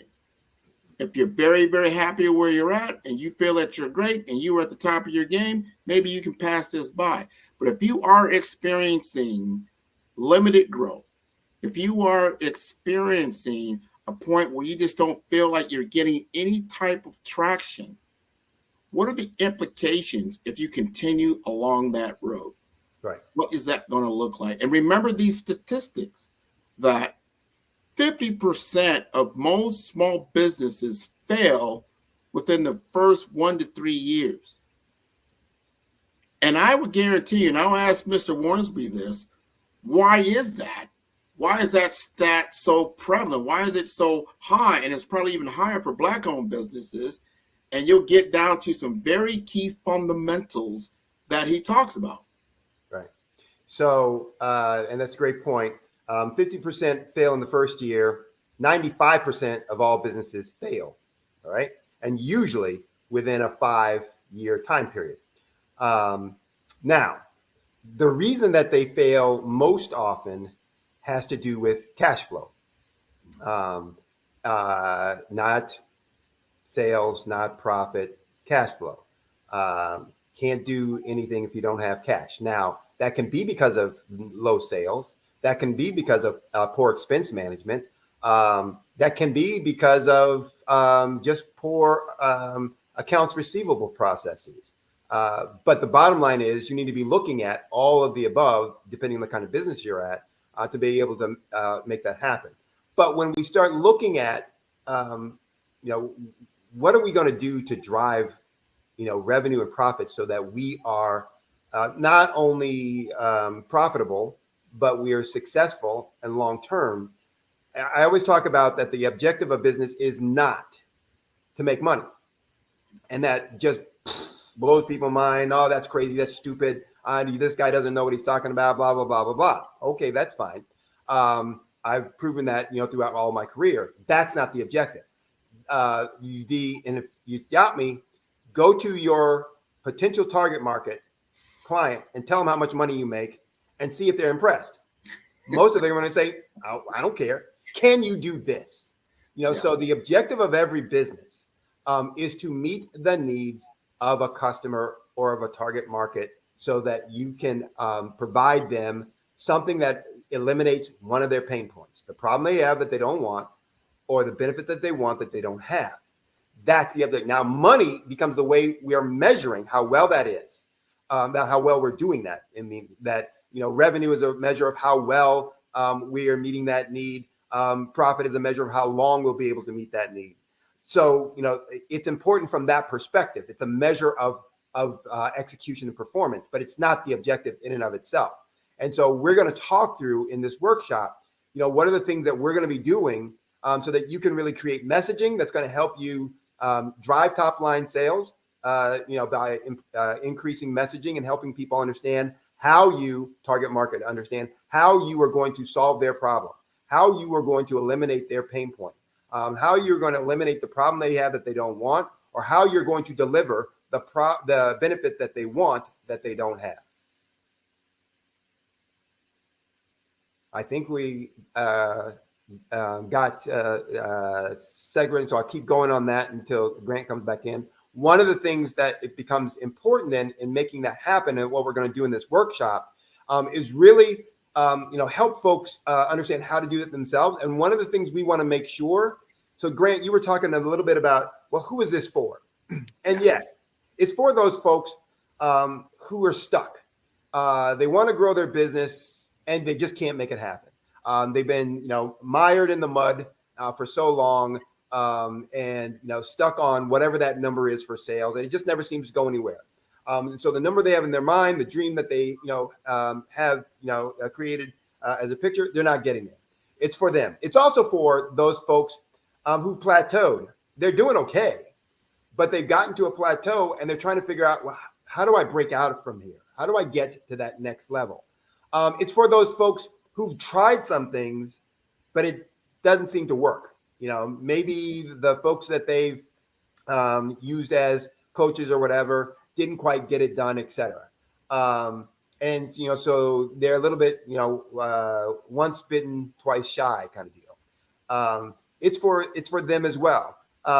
It's not for those folks who are looking for someone just to come in and give them a cookie cutter, turnkey. Oh, just do these two things and poof, you got $1 million in sales. Right. That's not what we're going to do.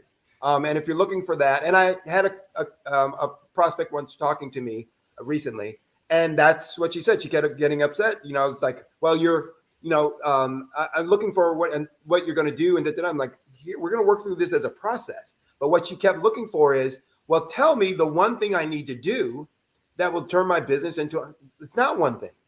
And I finally had to say, I'm not sure I'm going to be the right resource for you, because what you're asking for, I don't do. I don't provide. Somebody might.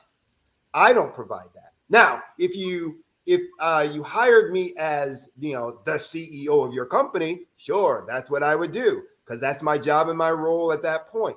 But what we're going to do here in this workshop is really teach folks hands-on.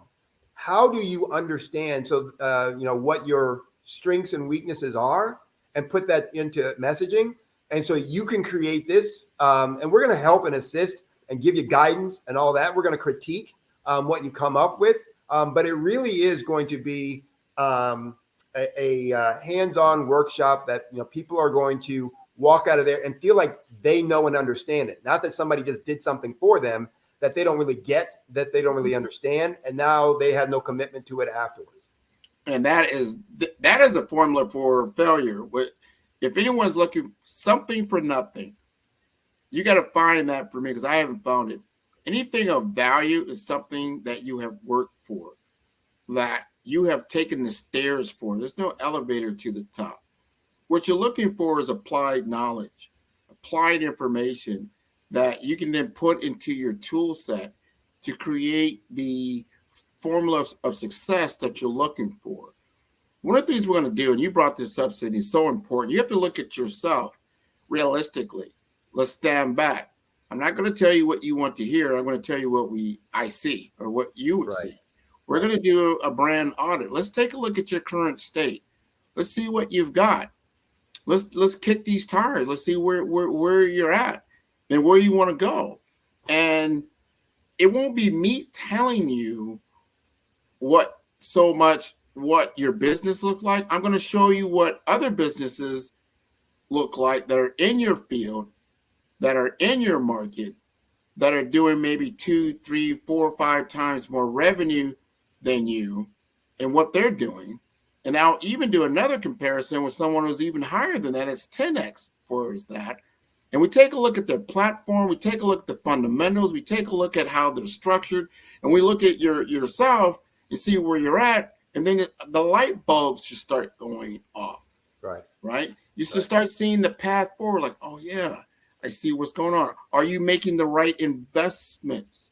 Right. Where are these investments going to? How are you investing back into yourself and back into your business, back into your employees, back into your contractors, everyone that you're looking at? And are you infusing that workforce with the passion and vision that it takes? And I'll go back to what I even said earlier. How are you measuring this? Exactly. What does your measurement structure look like? How are you measuring the results that you need to gain? And if you don't have these types of things in place, you're going to miss the mark because you're not going to be very, efficient in what you're trying to accomplish. So we want to help you to avoid being part of that statistic that Sydney just talked about. I just talked about. You don't want your business to close. You want your business to evolve. Sometimes you start out in a certain level and you're like, all right, I need to evolve the business. And over time, if you look at a lot of businesses really that have survived for over 5, 10, 15 years, you'll find out that they don't look like what they did when they first started out. No. They look different. They've morphed, they've changed, they have evolved. And that's what your business should be doing. It'll start out at a certain level. You'll be, I call that crawl state, right? You're crawling, you're an infant.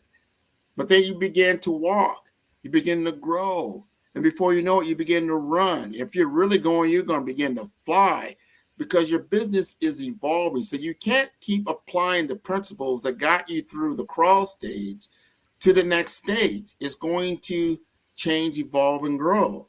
But are you changing, evolving with it? And we find that happens as disconnection. Go ahead. And one of the things too, Grant, when you mentioned that, is that much of what was successful or what led to success in the crawl phase was the entrepreneur's determination, their hands-on, their skill, their technology, their technical capabilities, etc. Whatever business that was in, because most small businesses are started because we have a capability within a technical area, and we want to make use of that so that we don't have to work for someone else. But we don't know the business of business, and so we're getting success just because we're good technicians of whatever that industry is. Web developers, plumbers, contractors, blah, blah, blah, blah. And so if you're going to be successful long-term, you need to have the processes and systems that are going to help you with the business of business.